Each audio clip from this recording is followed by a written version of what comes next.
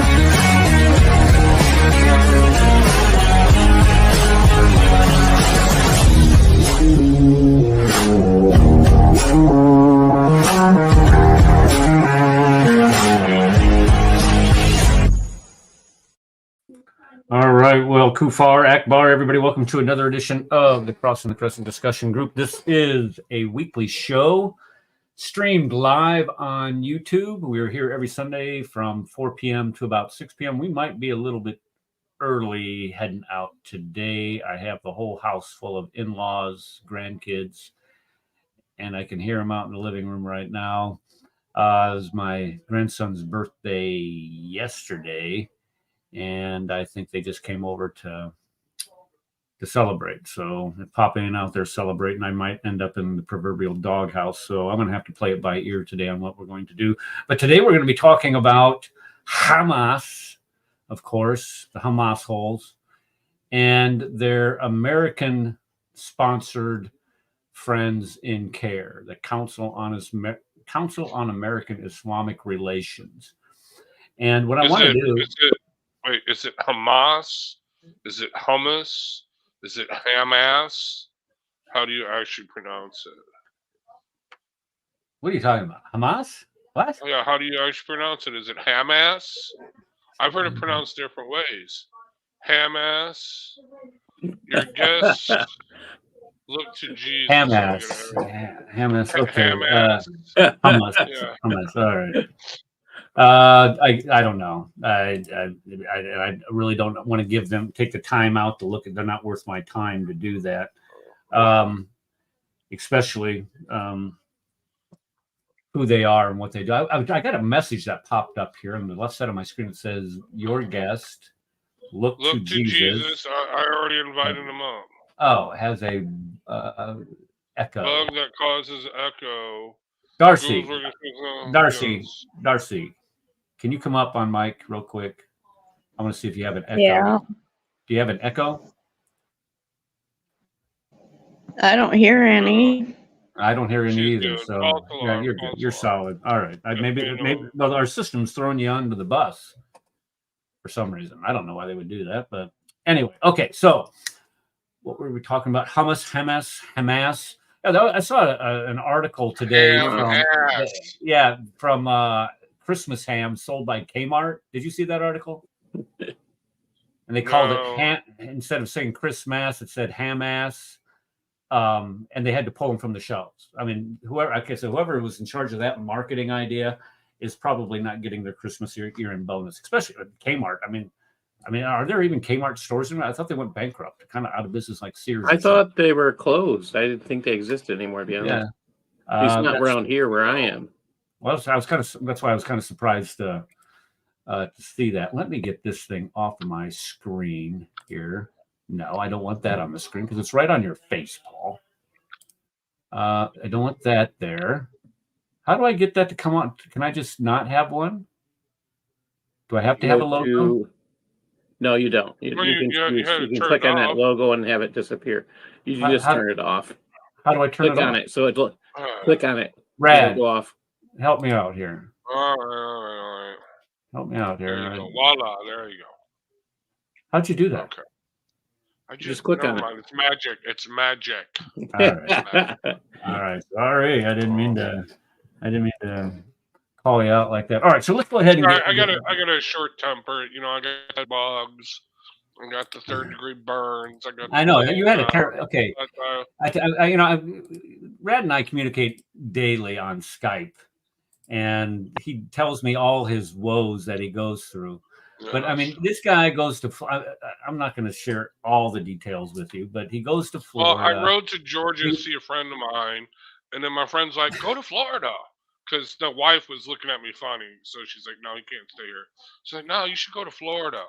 So I went to Florida. I rode all around Florida, and it was cool until it wasn't, because then I stayed at the Hooker Motel, which I didn't know was the Hooker Motel. I got bed bugs. And I rode to this beautiful beach, because everybody said, you got to go check out this beach called Honeymoon Beach.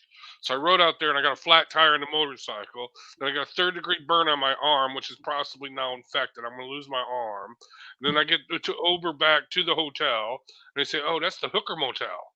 And there was a murder there last week? And I'm like, oh, great. I called the shop that was supposed to fix my motorcycle the next day, and they're like, no, we can't get to it till next week, Tuesday. So I had to cancel my flight.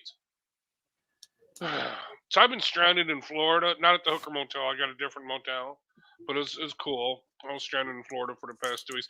Oh, then I fly back on this airlines that literally the front bathroom was flooded with some kind of liquid.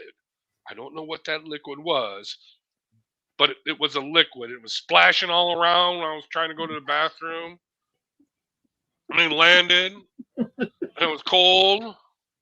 They told me I had to walk 2 miles to get my luggage. And I get there, and the luggage is not even unloaded yet. And I had to wait until 10:30 at night to get my luggage. Where did you take a plane to? Were you in Timbuktu? Then I went, no, this at O'Hare Airport. Then I walk out. I'm like, where can I catch an Uber? Like, go right outside. And this dude comes up and he's like, you here for Uber? And I'm like, wow, this is magical. The Uber guy's here. He's like, I take you half the price of Uber. Come with me. I'm like, no, you're not no. So then I had to go take a train to go where the Uber guys picked me up. I finally got an Uber and went home. But now I got a bad head cold. I'm not feeling too good. So, yeah. Oh boy. That's rough life. Yeah. But Ed's telling me all these things. And then yesterday he sends me a picture of the third-degree burn. It looks like he's got leprosy or something. Yeah, it's falling off, man. What the heck is wrong with you? What is this? But other than that, it was cool, funny. man. It's Florida is the place to be, man. I am definitely moving there. But right. not All moving right, to Georgia. Okay, let's get rolling on this before we lose the audience. Okay.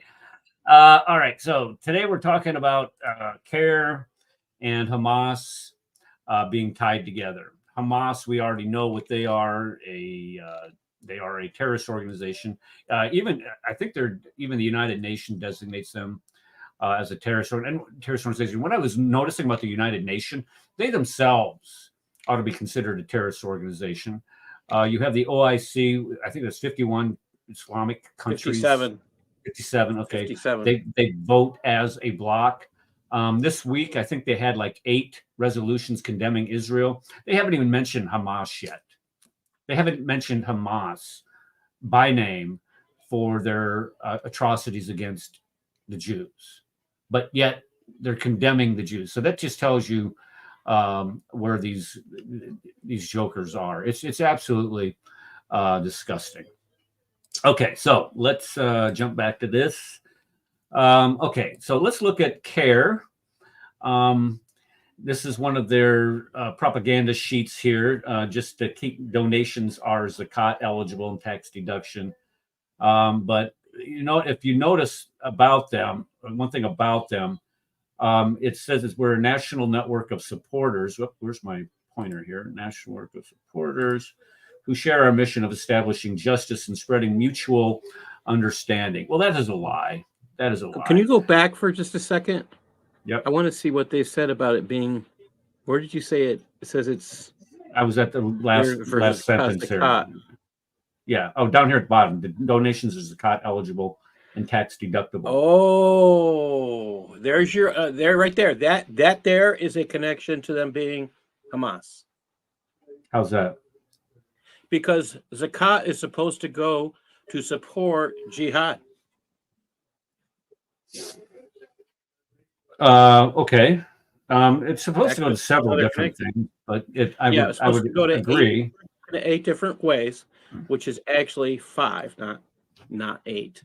But yes, it's yeah. Now I got to go look up the other piece I did. Okay.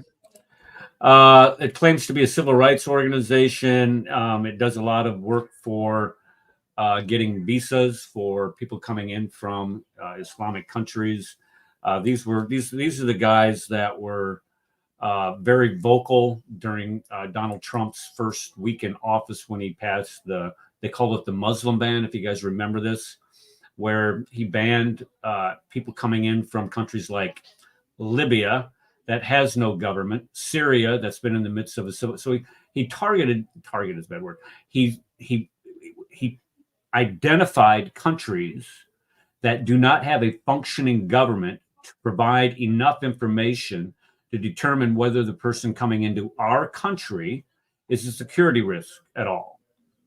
So just as soon as Joe Biden became president, he rescinds that executive order and then just opens up the whole southern border, and anybody can come in now. It doesn't matter if you're a terrorist or come from a terrorist-sponsored nation. You just come waltzing in. Okay, so then you have, let's see here. Let's get back over here. Sorry. They claim to advocate for empowering Muslims. They are claimed to be an educational resource. They do lobby the government. This is true. And they are known to be a funder and sponsor of Islamic terrorism. We'll talk about that more in depth here in a little bit. And then they're a family-centered organization, but they fund and sponsor Islamic terrorism. But they're a family organization, don't you see? But they fund and sponsor Islamic terrorism. Yeah, that's the same guys. And they, of course, is based on, or they want to empower, or not empower, but they want to build on faith of people. And of course, they're a watchdog for Islamophobia, that dreadful disease that people suffer from when they know just a little too much about Islam. Because what is an Islamophobe? And I think we've come to the conclusion here on this show that an Islamophobe is somebody that knows a little just too much about Islam. If you know about for example, most of these people who are protesting on college campuses and such, they couldn't tell you the difference between the Hijra and the Hajj. And most people that criticize you and I for providing a critique of Islam couldn't do the same either. Yet there they are. They're the experts on Islam. And the fact of the matter is that people who know Islam and they critique Islam using their own sources, they're the ones that are called the haters, the bigots, the Islamophobes. And rightly so. If you can't defend your prophet, which they cannot, I mean, how would you like to be? How would you like to be in their shoes? How would you like to have to defend a man who you claim to be the last and greatest prophet of Allah, who did all the things that Muhammad did? I would never want to be in that position. So anybody that would dare to raise a hair of criticism of him, the only recourse that you have is to attack the messenger. And that's what they do. And they've built an entire industry around it. Okay, let's get back to this hot mess that I got going here. So the reason for this topic is this right here. Hamas is the one that perpetrated these killings against the Jews on October 7th. Now, I saw this morning that they've revised the numbers down to about 1,200 as far as the number of deaths that occurred. Now, I don't know how they got to that number, if they were double counting or what was going on with it. But I did see an article. I don't know it. I can't tell you how well sourced the information is, but I did see that Israel was restating the number down. I don't know if anybody in chat or here on the panel would want to look that one up for me, but I did see that it went from 1,400 down to 1,200. But the reason why we're doing this is because of what happened with Hamas, and of course CAIR's relationship to Hamas. So when we look at CAIR, it was founded by several convicted sponsors of terrorism. Think about that. You have an organization that is supposed to be a civil rights organization here in the United States that their founding is rooted in they were founded by people who sponsor terrorism and be convicted of it. It was a co-conspirator in the Holy Land money laundering trial, where money was being funneled to Hamas, and it continues to provide support for terrorism and terrorist organizations, officially declared terrorist organizations. And this was the blurb. And the reason why I made this, because I made this slideshow 2 years ago, and it was because of that imam out of Houston's support for Hamas. He said that they were freedom fighters and that they were only defending themselves against the evil Israelis. And then this is an organization and it's profoundly anti-Semitic and anti-American, and we're going to be looking at all the examples of that. Even Charles Schumer, the left-wing Charles Schumer, there's no left leaning about it. He's even says that CAIR has ties to terrorism and intimate links with Hamas, and he is the Senate Majority Leader. So if the Senate Majority Leader, regardless of which party, especially if it's a Democrat, says that it has links to terror, you could probably bet that it does have links to terror. Now, the FBI counterterrorism chief Oliver Rebel said that the Islamic Association for Palestine was a front organization for Hamas, and he linked this in 2004. So this is right at the time I retired from the Army, I guess. And this, we'll see, they found him liable for $156 million in damages for its role in aiding and abetting Hamas in the murder of an American citizen, David Boyem. It was also Randall Royer, its communication specialist and civil rights coordinator. He's indicted on conspiring to help Al-Qaeda and the Taliban, who were our biggest enemies at the time, to fight against our soldiers in Afghanistan. And he pleads guilty to a lesser charge, firearms charges, and he's sentenced to 20 years. So the question then becomes, folks, who gets 20 years for a weapons charge? Nobody. So this plea deal that this guy got was he's not going to plead guilty to terrorism because the sentencing requirements, the mandatory minimum, the same amount of time. No, the minimum is 20. Yeah. So he gets, if he pleads guilty to the weapons charges, he doesn't have to face I'm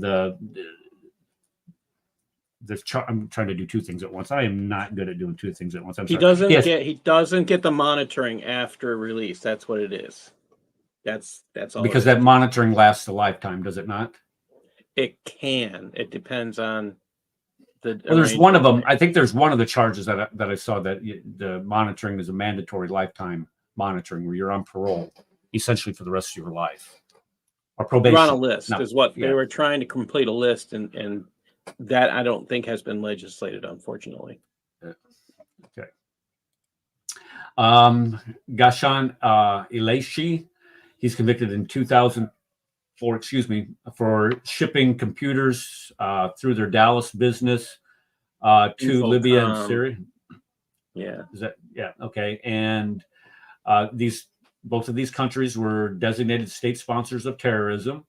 And him and his brothers were convicted of knowingly doing business with this Marzouk guy, who was a senior Hamas leader and a specially designated terrorist. And I don't know if he continues to face charges. He provided $12.4 million to Hamas while he's running the Holy Land Foundation.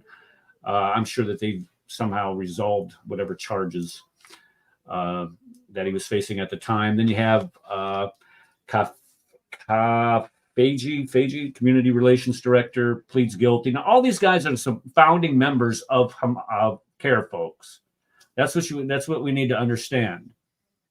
Is all of these guys? I mean, all of these guys. It's like a brood of vipers.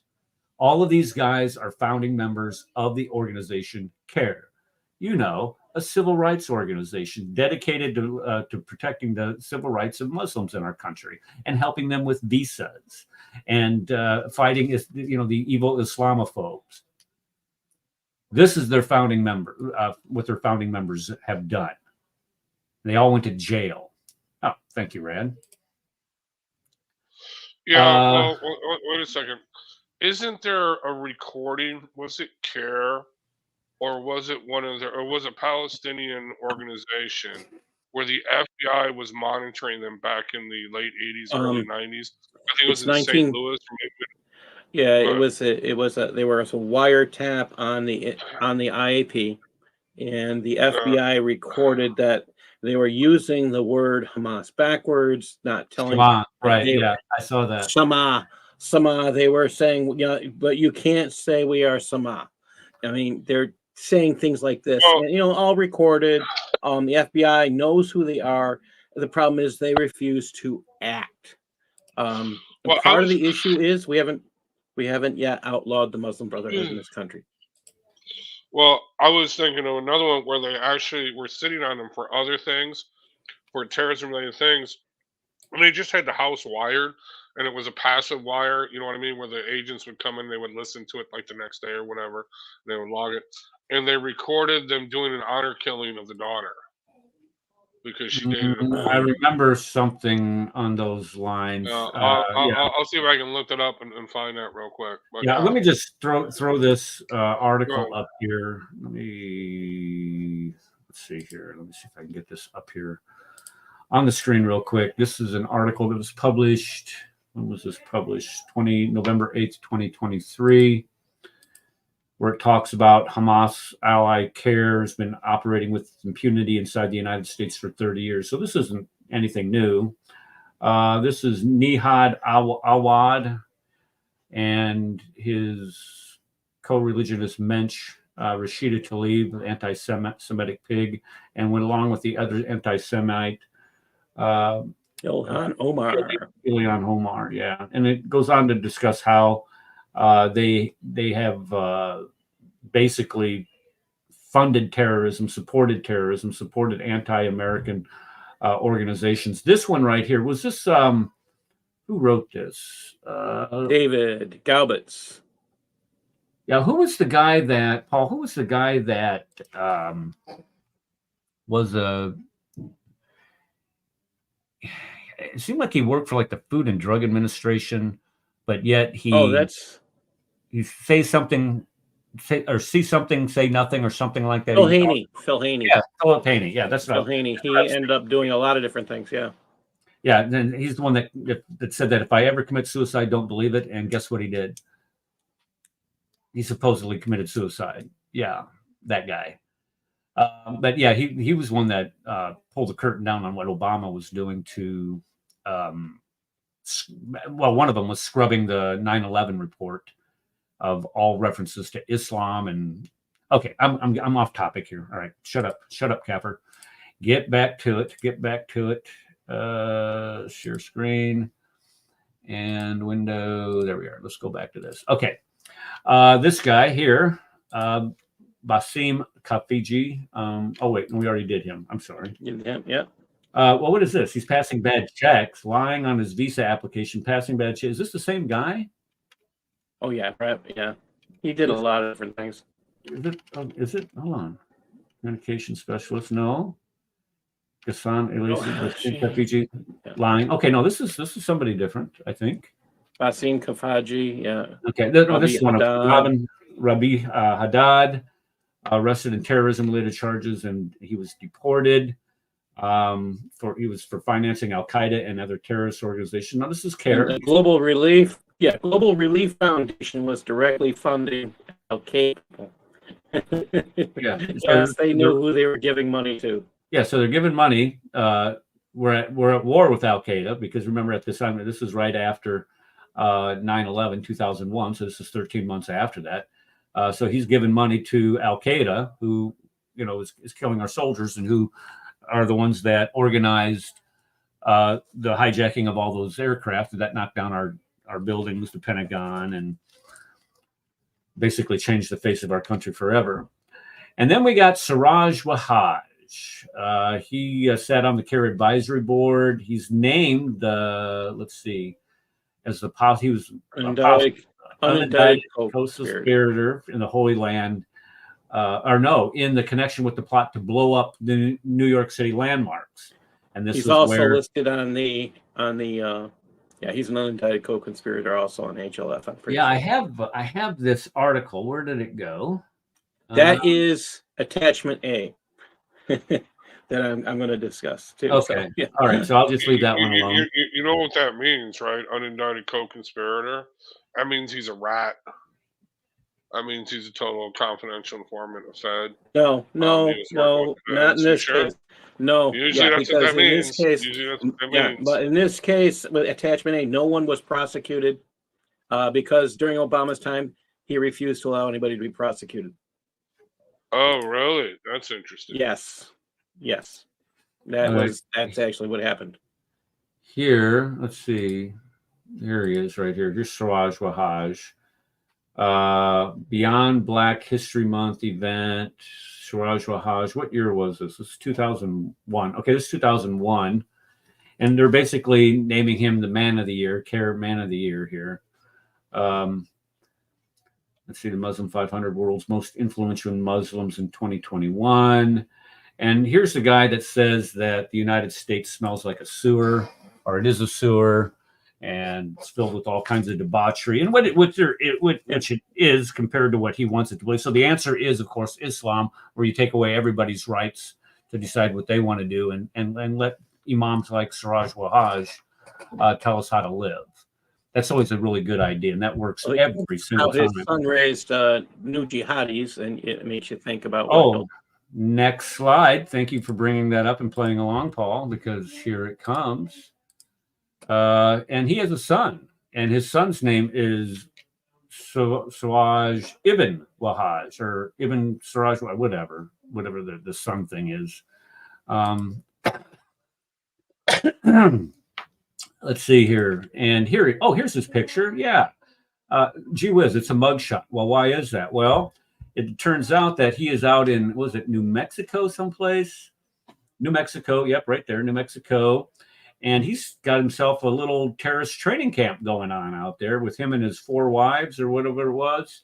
And they're going to train kids how to commit mass shootings in school.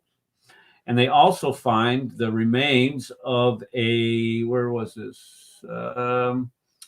They found the remains of a 3-year-old disabled child on this vicinity. And let's see here. This is, because it talks about it's his dad who was close to the blind sheikh. Imagine that, he's close. His dad is close to the guy that planned the initial World Trade Center bombing, where they put a truck full of explosives underneath it and tried to blow it up. But yeah, this is a brood of just bad people. But yeah, this is what you get from this organization. And again, here in the Holy Land money laundering, or Holy Land Foundation money laundering trial, 5 of the leaders were convicted, sending $12 million to Hamas. And the Clinton administration banned any dealings with the terrorist organization. Let's see, in the largest successful terrorist financing prosecution in U.S. history. And it named CAIR as an unindicted co-conspirator in this. Let's see, their national board chairman, Parvez Ahmad, described terror organization Hamas and Hezbollah as, listen to this, part of the political process in their societies. Just like the Irish Republican Army and Irish Nationalist Terror Group was part of the political process in their society. So here you have the equivocation or the justification for Hamas brutalizing its population at home, because this is what they do. They're not ruling per se the Gaza Strip. What they're doing is they're taking advantage of the people in Gaza for their own hateful and violent means. Any organization that goes into, like they did, Israel, and then runs back into their country and grabs their children and holds them up and screams at you, don't shoot, you don't want to kill innocent women and children, are a bunch of cowards and pieces of garbage. And that's what these guys are. And the idea that today on college campuses, you have people defending them, or in the United Nations, not even mentioning them in their condemnation of those attacks, is absolutely unconscionable. They are some of the biggest pieces of garbage that are walking the planet. Rad, I can hear you breathing heavily. What's up? Yeah, sorry. Can I? Yeah, it's cold. Can I comment on that? Yes. Yeah. Yeah, I need oxygen, but no. Yeah. So no, I want to comment on that. So it is quite shocking to see these mass demonstrations the world over. I mean, I am totally shocked at this. I mean, this is hundreds of thousands of people in cities all across the world. This is definitely being funded. Okay. Ben Shapiro in the Daily Wire, they discovered that in London alone, one of the funders is coming from a Hamas actual operative, one of the multi-billionaires of the Hamas leadership. Okay. I tried to find the article, but I couldn't. But if you go to the Daily Wire or just listen to Ben Shapiro's show like last week sometime, I know I'm giving you a lot, but they actually named the guy's name and I couldn't find it. But it's definitely being funded by that. But here's the other thing that people are not understanding. Look at the ages of these young non-Muslim people, these LGBTQ plus I people. These, not even the LGBTQ plus I people, but these non-Muslim, non-Arabs that are out there, because that is the majority of them in the United States and in London and Britain. Well, maybe not London, but the United States. Okay, these are very young college students or teenagers. They were not born during 9/11. Do you see what I'm saying? They were not even born then, or if they were born, they were only 2 or 3 years old at the time. So they have no idea, okay? But if you look at the words and phraseology that they are using, okay, colonialism, imperialism, okay, capitalism, they actually believe that Israel, if you listen to them, you can just listen to them, they will tell you that they actually believe that Israel was set up by the West as a colonial power, okay, to control capitalism in the Middle East and steal all the Arabs' wealth and resources. This is what they taught. This is what they actually believe. This was taught to them in the school system, Eric and Paul. Okay, I'm serious. This was taught by these lefty teachers. Okay, all right, in the public school system and later in colleges being reinforced. So they're not out there for Hamas. They don't care about Hamas. They don't even know anything about Hamas. Look at the interviews that the people are asking. Do you know that Hamas is doing this? No, I don't know anything about Hamas. I just know that Israel is a colonial state, an imperialist state set up by the capitalist West, and we must defend. They actually say this is what decolonization looks like. That was their chant. Oh, by the way, here's another thing. Hamas is actually green fighters. Do you know that? Because they use electric paragliders to glide in. They didn't use gas-powered ones. I am not making that up, dude. They actually are saying this. Greta Thunberg is pretty much saying this. No climate justice on occupied land. Okay? They actually believe this. So this is the thing that they're doing, but they don't understand because they don't understand because they just don't understand. They don't know what they're doing. And this is where I say, this is where I honestly say we laugh at them. Rightfully we should. We mock them. Rightfully we should. These LGBTQ plus I people and all these people coming out that they're for Palestine, they're for Hamas, blah, blah, blah. Yeah, and they would be the first to be killed. You know what I mean? Thrown off tall buildings, set on fire, burned alive, whatever. Okay? Here's the thing. They don't have a purity problem. And this is why the left wins. Because they have no problem. In other words, to the left, anti-imperialist communists, Palestinians, Hamas, that's just a tool. They will use them. And the Hamasites, the anti-imperial, the Palestinians, they're going to use the left. They will use each other to achieve a certain political goal. And then when that political goal is achieved, they'll fight it out and work it out, the rest of the way. But bottom line is this. This is coming, the massive amount of funding for these protests, because these protests cost a lot of money. They take a lot of money. Okay, to organize, to do, you got to print out the posters, you got to print out the flyers. This is a multi-million-dollar adventure. This is coming from these George Soros funded, the same people that did the BML and Antifa riots are the same people that are funding this bullshit. Sorry. Yeah. Okay. So right. what I want to say, I want to remind people this Tuesday, they're having a march for Israel in Washington, D.C. So if you're able to get to D.C. on Tuesday, I would highly encourage you to get down there. I will tell you this. I went online I was gonna go. I looked at the price of plane tickets, and you're talking about $1,000 is how much I would end up paying. $600 one way, $400 coming back, and I would have $500 from Chicago on Frontier Airlines, and that includes all the liquid on the front cabin bathroom floor that you get with it as an added bonus.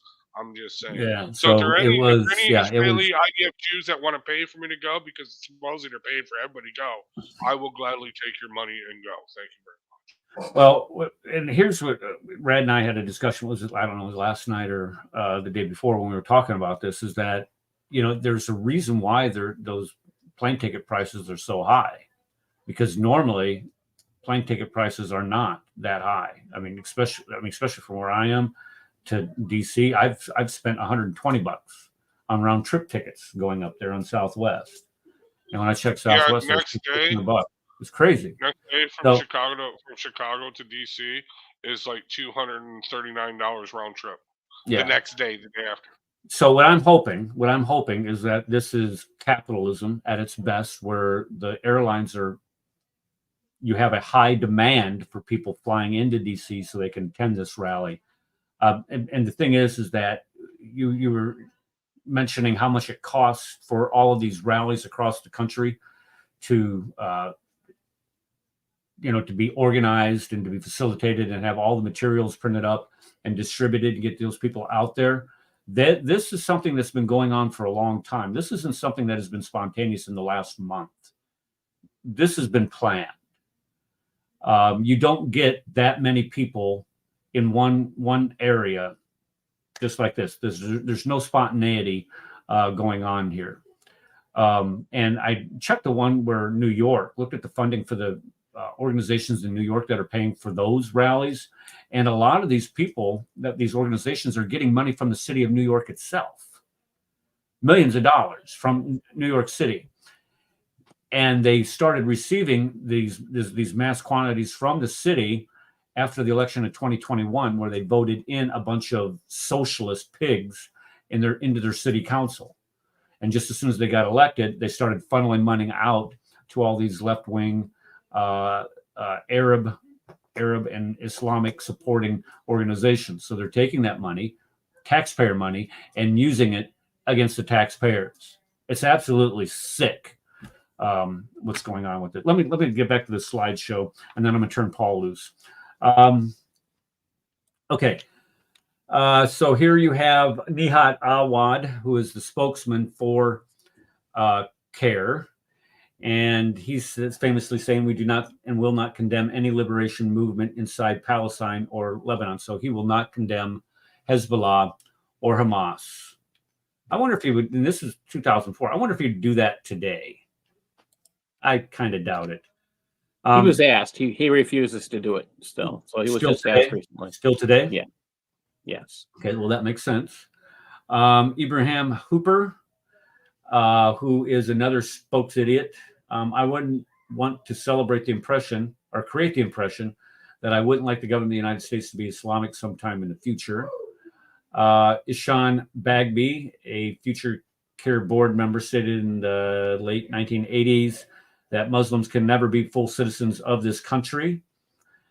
because there's no way we can be fully committed to the institution and ideologies of this committee. And Omar Ahmad, CAIR's chairman, announced in 1998, Islam isn't in America to be equal with any other faith, but to become dominant. The Quran should be the highest authority in America, and Islam the only accepted religion on earth. Think about that just for a second. The Quran should be the highest authority in America, and Islam the only accepted religion on earth. It gets. We're going to keep going. This was that was a YouTube. This is what got me initially going on CAIR was, and its ties to Hamas was that show that imam did supporting what Hamas was doing to Israel, shooting rockets at them. He's saying, I don't have a problem with that. Yeah, okay. Well, you sponsor terrorists. You're a terrorist. You're sponsoring a piece of garbage. Okay. It was, and Paul, I don't know, Paul, you're going to go through the history of this. I'm going to go through some of it, but yeah, okay. I'm going to. All right. Yeah. So the biggest point that everybody needs to pay attention to. IAP closed, and it only closed because they got caught having funded Hamas, and the court ordered them to pay $156 million, which the IAP has never paid. Okay, so look at the board members for IAP in 1993, and Steve Emerson is the one that uncovered this after the David Bohm trial, and look what CAIR is in 1994. You see any I don't know, similarities there? Yes. Let's see here. CAIR is an unindicted conspirator. We talked about that in the Holy Land. They distribute pamphlets telling Muslims not to cooperate with any law enforcement. They oppose virtually every anti-terror measure that is proposed and have been declared a terrorist organization by the UAE, United Arab Emirates. In 2017, called for the overthrow of the United States government. CAIR's National Outreach Manager. So, and this is a very famous pamphlet they were passing out. I think it was in Dearborn. They pass it out wherever they think the FBI is acting. And that's not just California. They pass that out. Okay, so it's nationwide. We must realize the foot on the necks of the black and brown people of this nation is the same foot and the same knee that is choking the Palestinian people. I add the liberation of the press in America and in Palestine is intertwined. Yeah, very nice. And then you have this rat says, I stand by what I said. In order to defeat the evil Zionism, we must realize that the foot of the necks of the black and brown people of this nation is the same foot. Okay, so Nihad Awad was just parroting this guy. Zionism is racism.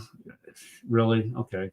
And the same powers that oppress the ones here in America are the same powers that oppress Palestinian people. But in order for us to stand up, we must do so united. We must do it together. Nihad Awad. This was that guy that went to his car for a knife.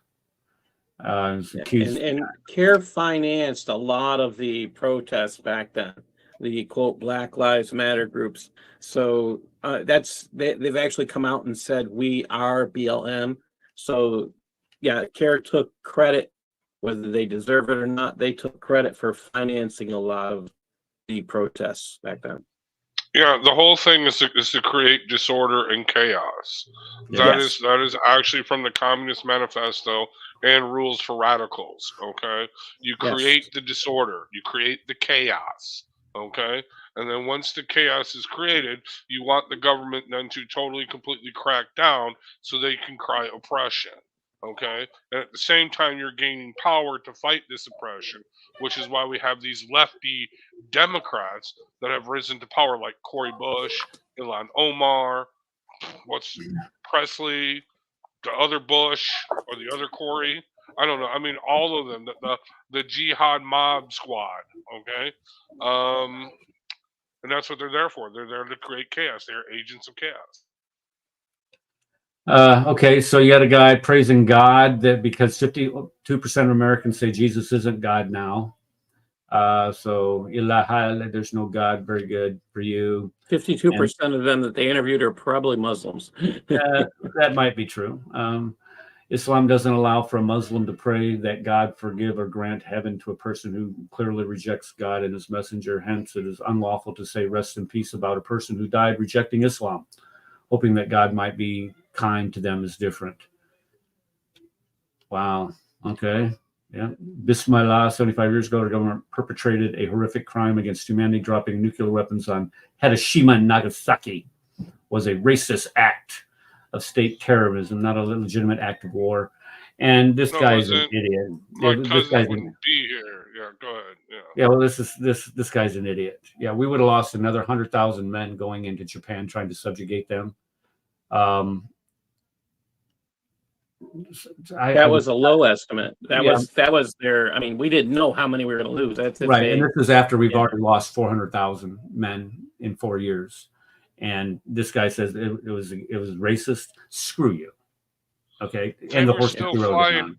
After the second bomb was dropped, I don't care about theirs. They were flying kamikaze runs into the ships.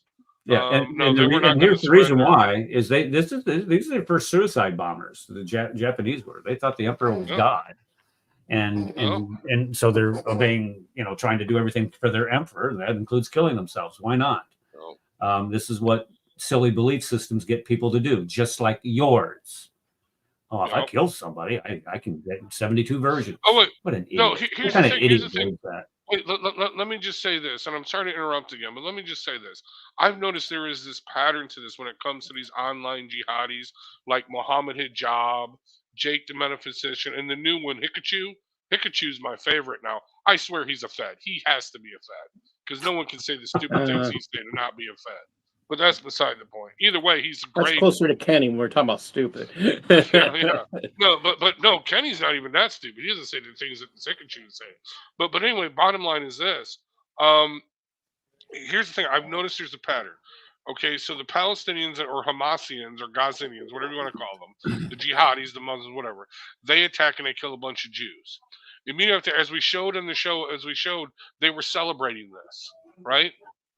They were praising Allah for this. Allah forgive them for their wrongs, okay, that they may have to do under duress.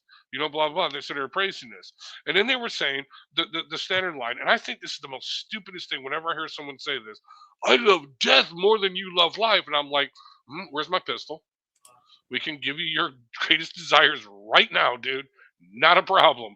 Because as much as you love death, I want you to die, you fool. Okay? I mean, it's that simple. But we love death more than you love life. And life for us begins at death. And then, once Israel, the West responds, they start bringing out what I call their jihad porn. They love to bring out their dead Palestinian babies. So then it goes from, oh my God, look at all the death. But you love death. You say that life begins at death. Why aren't you celebrating this as the leader of Hezbollah does? Okay, I mean, the Israelis are making Gaza an Islamic paradise with all the death. You know what I mean?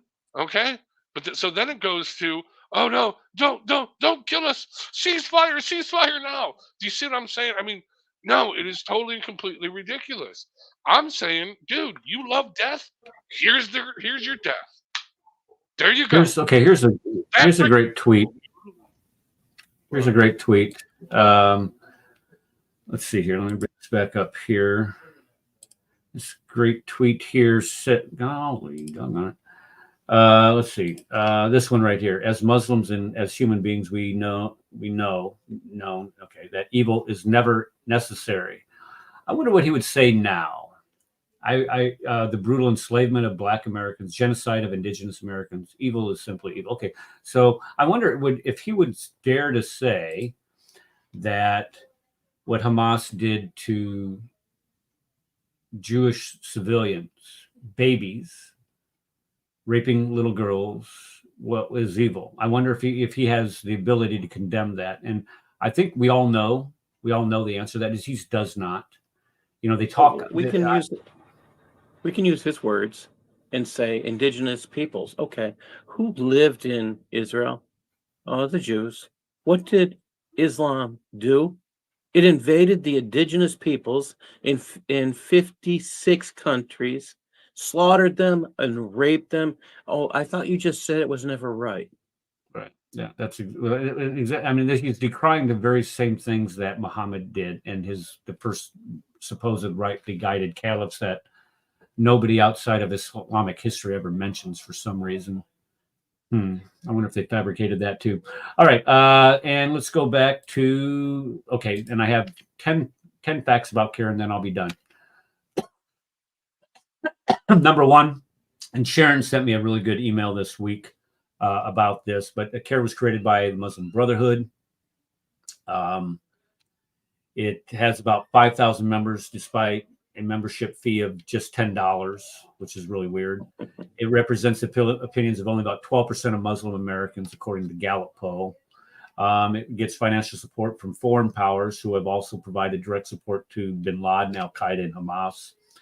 Has solicited money from sponsors of terror and received financial support from convicted terrorists. Its founders have praised terrorists to Muslim audiences and said that suicide bombers are acting on behalf of Islam. It has raised funds for terrorists under the guise of helping 9/11 victims. Its board members have called for the overthrow of the United States government and the imposition of Sharia, and is suggested applying Sharia to include the death penalty to those who criticize Islam on the internet. Good luck with that one. I dare you. I double dog dare you. Let's see here. Not happening in the States. At least 15 high-level CAIR staff members have been under federal investigation because they have ties to terror organizations, and it discourages Muslim Americans from cooperating with law enforcement. So here you have CAIR, who is nothing more than an Islamic front group parading itself as some type of civil rights organization, and has done nothing but try to undermine United States policy and promote itself or promote Islam as a dominant religion in this country. They're a bunch of pieces of garbage. All right, Paul, I'm gonna run out to the living room and visit with my grandkids and my family here for a little bit. I'm gonna hand everything over to you. I see that you have a slideshow. Let me add that to the stage. Okay. And you have the comment. Right.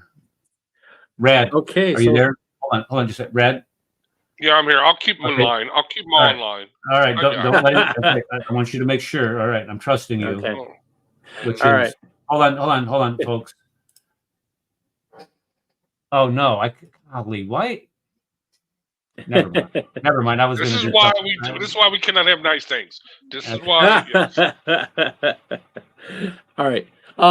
So Sharia, man, this is the point of this is that CAIR is operating as a zakat receivable organization. So take a look. This is who is allowed to receive zakat. The poor. Oh, zakats. CAIR is not poor. They're not people short of money. They're not zakat workers. They're not bribing anyone to become Muslim. They're not paying, they're not buying slaves for their freedom. They're not in debt, but are they fighting for Allah? Basically, they are jihadis. Oh, so this is the reason they are allowed to receive zakat. So think about that. This is according to their own website. They can receive zakat. Only these 8 groups of people are allowed to receive zakat. So CAIR supports jihad, terrorism. Oh, okay. That should be enough right there. Again, this is right out of Reliance the Traveler. Yeah, again, I'm not making it up. It's there. So think about it. All right, now we're going to come back to, I'm going to get rid of that one. All right. So is CAIR Hamas? And we'll say, you make the choice. Todd Bensman wrote an article this week. Attachment A is a roadmap to Hamas in the USA. Is the FBI paying attention? Absolutely not. Absolutely not. He wrote, Hamas supporters have long operated in the United States, concluded the first bullet point in a fresh October report, the Hamas Network in America. amusingly enough, by George Washington University's respected program on extremism. I don't know how anything could be respected on terrorism that comes out of George Washington University, however, but this one was actually a good piece. We know this much, Todd continues, we know this much because after the federal government convicted 5 defendants who ran the largest organized Hamas wing in the United States on November 2008, the U.S. Attorney's Office in Dallas left behind an 11-page list of unindicted co-conspirators or joint venturers known as Attachment A. Attachment A is part of a case called United States of America versus the Holy Land Foundation of Relief and Development. We just call it HLF, Holy Land Foundation, an Islamic charity that used to operate in the Dallas area. Prosecutors alleged HLF was raising money for terrorist attacks in Israel. The defendants always denied any connection to Hamas, even though one of the indicted men who sang Death to Jews songs in a band at Intifada Festival fundraisers is the half-brother of Hamas leader Khalid Mashal. I'm going to point out, and let me see if I can get my mouse in the right spot here. Okay. Let's take a look at what this is. I'm going to point that document over here. This is Attachment A. This is a federal court document. Okay. When you go down this list, I'm just going to hit Control F and type in CAIR. Notice it appears on this list, Council on American Islamic Relations. Oh, I can type in, here's some other ones you might want to look at. ISNA, Islamic Society of North America, Muslim Arab Youth Association. Oh, how about this one? Oh, that's not in there. Okay. ICNA. Is ICNA on there? Nope. Okay. Start thinking about this. Again, this is something anybody can find. Investigativeproject.org. You type in unindicted co-conspirators, you will find this list. All right. Hamas, is a chapter of the Muslim Brotherhood. So when we're talking about Hamas, you actually need to understand there is a reason why we are saying it is a chapter of the Muslim Brotherhood, because Hamas claims that's what it is. This comes from, you can go to avalon.law.yale.edu and you can look up Hamas Covenant, which is published in 1988. This is their founding document. The Islamic resistance movement emerged to carry out its role through striving is jihad, through jihad for the sake of its creator. Its arms intertwine with those of all the fighters of the liberation of Palestine. The spirits of its fighters meet with the spirits of all the fighters who have sacrificed their lives on the soil of Palestine. The covenant of the Islamic resistance movement, Hamas, clarifies its picture, reveals its identity, outlines its stand, explains its aims, speaks about hopes, and calls for support, adoption, and joining its ranks. Our jihad, that word struggle is jihad, against the Jews is very great and very serious. It needs all sincere efforts. It is a step that inevitably would be followed by other steps. Now, remember, the word jihad is in here repeatedly, and CAIR is receiving money for zakat, and the only way they can do that is if they are a jihad organization, because they didn't fit the other 7 bills. All right.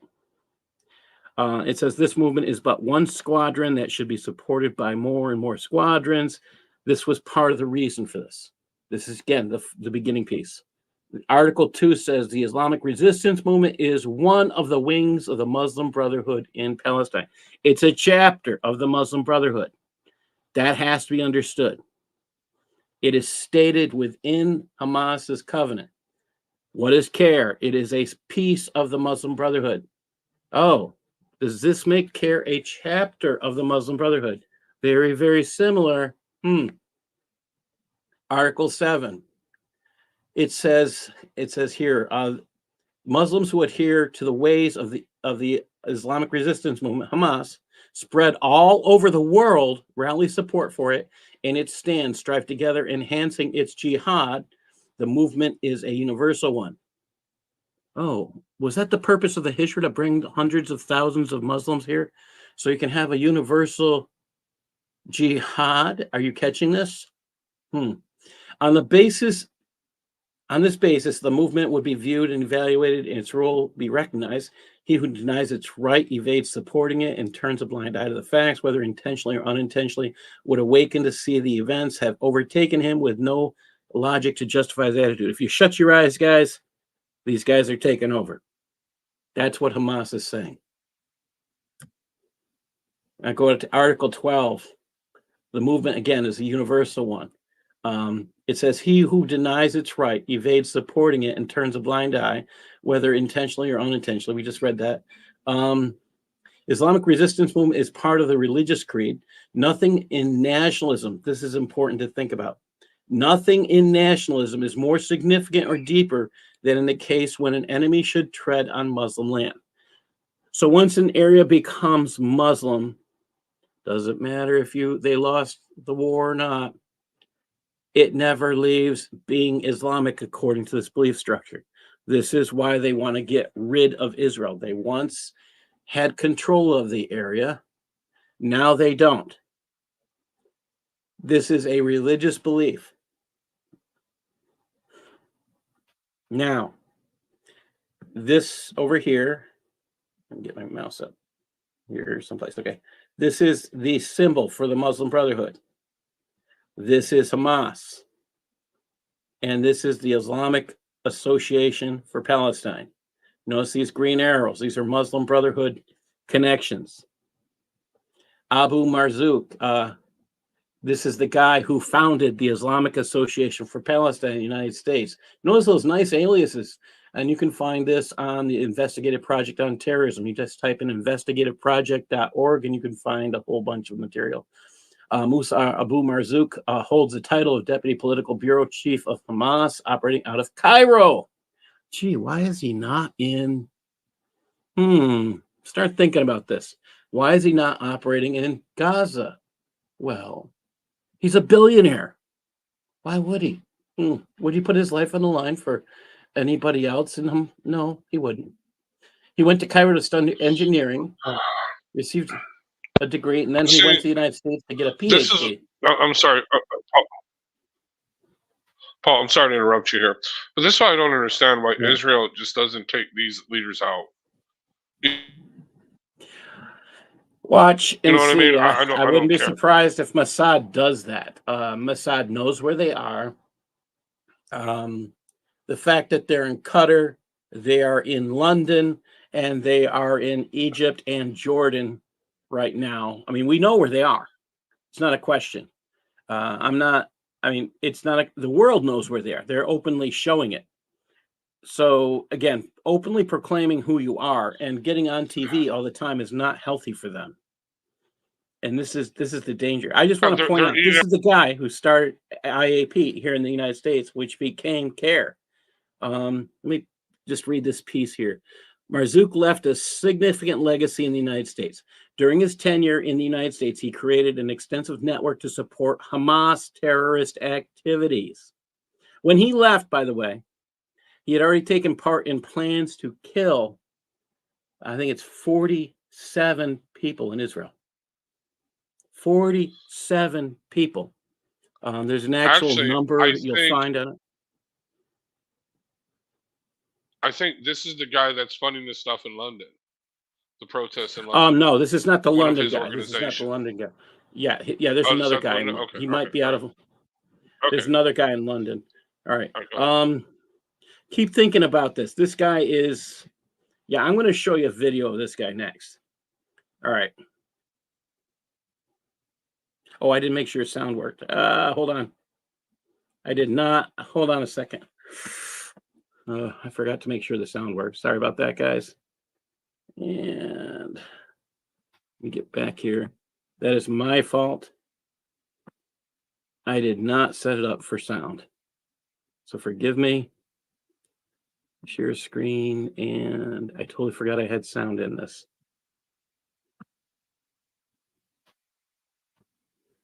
All right, let's try this again.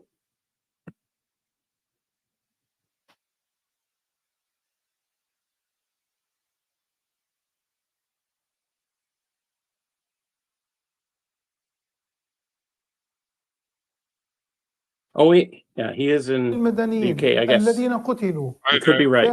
كانوا على يد القوات الإسرائيلية، I وأكبر want to دليل على ذلك rewind. I had to add you to هو backstage. Sorry. البيوت التي You might want قتلوا to فيها. rewind.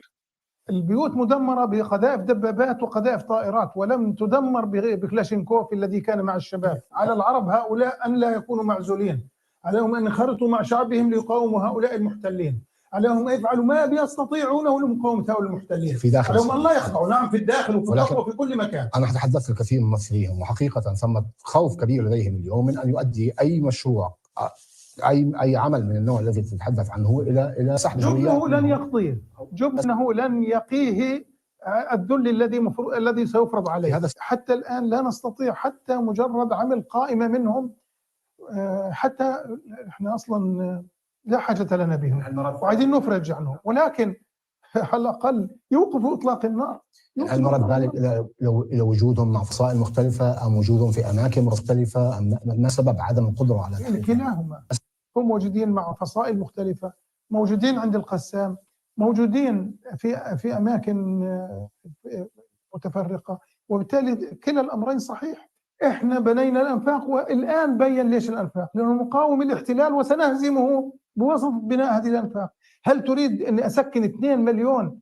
لا يوجد زراعة في غزة ولا يوجد شوارع في غزة، تريدني تطالبني بأن أسكن 2 مليون ونص تحت في الأنفاق؟ مهم الآن إذا اكتشفوا الأنفاق فعندهم من القنابل ما يدمروها. Think about that. All right. Now, this is the guy who... Actually, Paul, yeah. You want to play that again? All right. Because most of what you're playing, I forgot to add you to backstage. I forgot to add it. So I didn't bring up your presentation. I forgot I was running the show. Sorry. But yeah, because you knocked it off, and I had to add you back to the stream to bring you up. Oh, okay. Stream, so we didn't see half of it. So I was trying to tell you. Okay, here we go. All right. Oh, let me come back here.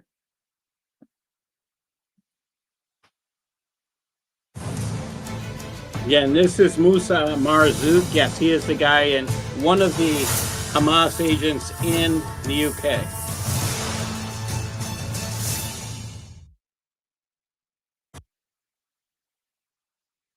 معظم المدنيين الذين قتلوا على يد القوات الإسرائيلية، وأكبر دليل على ذلك هو البيوت التي قتلوا فيها. البيوت مدمرة بقذائف دبابات وقذائف طائرات، ولم تدمر بكلاشينكوف الذي كان مع الشباب. على العرب هؤلاء أن لا يكونوا معزولين. Oh, I'm sorry. That's me. That's totally me. All right. قتلوا على يد القوات الإسرائيلية، وأكبر دليل على ذلك هو البيوت التي قتلوا فيها. البيوت مدمرة بقذائف دبابات وقذائف طائرات، ولم تدمر بكلاشينكوف الذي كان مع الشباب. على العرب هؤلاء أن لا يكونوا معزولين، عليهم أن ينخرطوا مع شعبهم ليقاوموا هؤلاء المحتلين، عليهم أن يفعلوا ما يستطيعونه لمقاومة هؤلاء المحتلين، في داخل عليهم أن لا يخضعوا، نعم، في الداخل وفي البر وفي كل مكان. أنا تحدثت الكثير من ممثليهم، وحقيقة ثم خوف كبير لديهم اليوم من أن يؤدي أي مشروع أي عمل من النوع الذي تتحدث عنه إلى سحب جبنه لن يقضيه، جبنه لن يقيه الذل الذي سيفرض عليه. حتى الآن لا نستطيع حتى مجرد عمل قائمة منهم، حتى احنا أصلا لا حاجة لنا بهم وعايزين نفرج عنهم، ولكن على الأقل يوقفوا إطلاق النار. هل نرد ذلك إلى وجودهم مع فصائل مختلفة أم وجودهم في أماكن مختلفة أم ما سبب عدم القدرة على ذلك؟ كلاهما، هم موجودين مع فصائل مختلفة، موجودين عند القسام، موجودين في أماكن متفرقة، وبالتالي كلا الأمرين صحيح. إحنا بنينا الأنفاق، والآن بين ليش الأنفاق، لأنه مقاوم الاحتلال وسنهزمه بواسطة بناء هذه الأنفاق. هل تريد أني أسكن 2 مليون؟ لا يوجد زراعة في غزة ولا يوجد شوارع في غزة، تريدني تطالبني بأن أسكن 2 مليون ونص تحت في الأنفاق؟ مهم الآن إذا اكتشفوا الأنفاق فعندهم من القنابل ما يدمروها. You know, what bothers me from watching that mostly is that I'd like to comment. Yeah. So let's comment on some of that because that's a lot of impact there. Oh, Steve's here. Let me invite Steve. Hi, Steve. I don't know if you caught that, but it concerns me that, again, this is the guy who started the Islamic Association of Palestine, which became CAIR.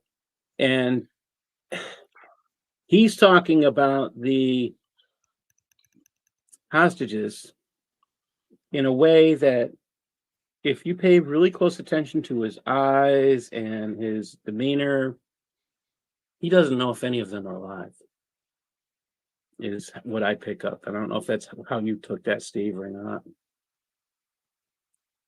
But yeah, that's the thing that bothers me the most. Well, he said a lot more than that. Well, first of all, he started out with repeating this new lie that the Hezbollah leader of Hezbollah started. Was in on it, but that's about as it. far as I can tell, our own people in a fit of rage. Okay, and he's actually saying, "Look at the yeah, You can't hear you, Red. You're cutting out. look at the damage to the houses. Those were done by tank fire. There were no tanks there. They didn't go in with tanks. You're cutting in and out, Red. Just let you know. Okay, the destruction of these. Can you hear me? Oh. Yeah, it's cutting in and out. Well, go ahead and talk amongst yourself. Okay, Steve, you have any impressions on that? I'm sorry, I kind of came in a little bit late, so I'm not 100% sure exactly. Well, we have Musa Marzouk saying, they don't know where all the hostages are, basically. He says, well, the Qassam brigades have some. There are factions that have some, and he just... How would he know that? And he's in Britain. I don't think he knows anything about it. That's my honest thought. Oh, I see. So that just bothers me. But my biggest concern here is this is the guy who started the IAP. This is the guy who came here, got a doctorate in engineering. What is he going to use that for? And he went back to Gaza because he took part. Actually, went back to Jordan originally because he was going to be arrested or killed. And if I remember correctly, this is the guy who also got kicked back out of Jordan because of his involvement in terrorism. All right, so let me get back to where I need to read my screen because I've got something important to read. Get my mouse back. The joy of having too much to read. Okay, here we go. And I'm on the wrong slide. All right. So according to Lorenzo's Vidino, Hamas network in America, as internal Palestine documents obtained by the FBI confirm, IAP and HLF constituted the main entities of the public-facing pro-Hamas machinery set up by Musa Abu Marzouk, the head of the Palestine Committee, native of the Gaza Strip who obtained his doctorate in industrial engineering in Louisiana during his time in the United States. Abu Marzouk developed several personal networks and public organizations devoted to supporting Hamas in Palestine. Abu Marzouk was eventually deported from the U.S. in 1995, and during his deportation hearing admitted to being the head of the Hamas political wing in the United States. After leaving the U.S., Abu Marzouk went on to become one of the Hamas's most senior leaders, serving the organization's political bureau and occupying the position of bureau deputy chairman from 1997 to 2014. Abu Marzouk was instrumental in the foundation and development of IAP, a Chicago-based, which is Chicago-based. It represented the Muslim Brotherhood of Hamas Network's main spawn, overseeing a nationwide network that disseminated Hamas's propaganda, raising funds, and brought together old and new Hamas sympathizers. IAP was the brainchild of top Hamas leaders. And I keep thinking about that. You can't separate CAIR from the IAP. And yet it was all created by the top Hamas leaders. It was founded in 81 under the supervision of Khaled Mashal, who later became the head of Hamas Political Bureau. In fact, that highlights the importance of the U.S. support network for Hamas, CAIR. Abu Marzouk, who was IAP board member, was later given the task to boost the IAP outreach and transferred 150 grand to the organization and to HLF. In typical Muslim Brotherhood fashion, IAP, HLF, and other entities of the Muslim Brotherhood, Hamas network in the United States were founded and operated by a small group of men who, for the most part, originated from the same towns in the Islamic-controlled area of Israel called Palestine. I insist on calling, anytime they mention Palestine, let's tell the truth. It is a small area within Israel. It is controlled by Muslims, and it's not a country. Palestine is not a country. All right, so take a look. This is Islamic Action for Palestine. I just want to show you some of the pieces that are in here. Palestine committees in the countries. All right, they're talking about a Shura Council of the International Movement for the Palestine committees. They're talking, this is CAIR today, so start thinking about that. Islamic Resistance Movement, remember hearing that? They're saying they are, with the increased intifada, action outside and outside Palestine, the Islamic resistance movements Hamas provided through its activities and resistance. Again, they're proclaiming that they are Hamas in America. All right, this is in their founding documents. So now we have CAIR come along. Why? Because David Boyne was killed and IAP was found financially liable, and they dissolved themselves pretty much and created the Council on American Islamic Relations. As Eric showed you, these four men, you can also find this chart on the page 45 of David Galbit's and Paul Sperry's book, The Muslim Mafia. Look at that. Omar Ahmad, Rafiq Jabbar, Nihad Awad, who is now the president, Ibrahim Hooper, I think is a VP these days. I'd have to go double check that. Oh, yeah. IAP was Hamas. Doesn't it look like the same leaders of Hamas in America, IAP, are the same leaders of CAIR in the founding? So, yes, let's think about that. Now, Eric mentioned the terrorism finance, the largest terrorism finance trial ever, the Holy Land Foundation. And they gave $5,000 to CAIR, but they were created as a financer of Hamas. Oh, so if they're financing Hamas, why are they giving money to CAIR? Again, make your own conclusions here. So let me read this piece. During a 2003 civil disposition, CAIR Incorporator Ahmed was asked, "Did HLF give you money to help start CAIR?" He responded, "No." In written testimony submitted to the Senate Subcommittee on Terrorism Technology and Homeland Security's September 10th, 2003 hearing, CAIR Executive Director Nihad Awad also denied that CAIR ever received money from HLF, declaring our organization did not receive any seed money from HLF. However, when the investigative project's Matthew Epstein produced a copy of the check to the hearing, Awad had no choice but to admit supplementary testimony submitted to the Senate that CAIR had indeed received money from HLF. CAIR is a nonprofit grassroots organization, he said. Our only source of income is through donations, and the amount of in question was a donation like any other. But again, HLF was created to finance Hamas. If it's created to finance Hamas, what is CAIR? Well, all right. Well, let me. Can you guys hear me any better now? Yes. Okay, cool. Well, so here's a couple things though. So you're showing a money trail. Okay. You're showing. Okay. Well, you said that they lied to FBI investigators. Right there, they should be in prison if they lied to FBI investigators. Well, they lied to the Congress. It was congressional Congress? testimony. Well, evidently, you can lie to Congress under oath, and yeah, well, evidently you can lie to Congress, and that doesn't mean anything anymore for some reason. I don't know why, but it should. But either way, so you're showing a money laundering trail here, and dude, I perfectly agree with you. Yes, one funds the other. They sit there and they just change names. But this is any criminal organization. This is the Biden crime family. You know what I mean? Whatever you're doing, you're definitely showing a criminal enterprise and a criminal money laundering thing.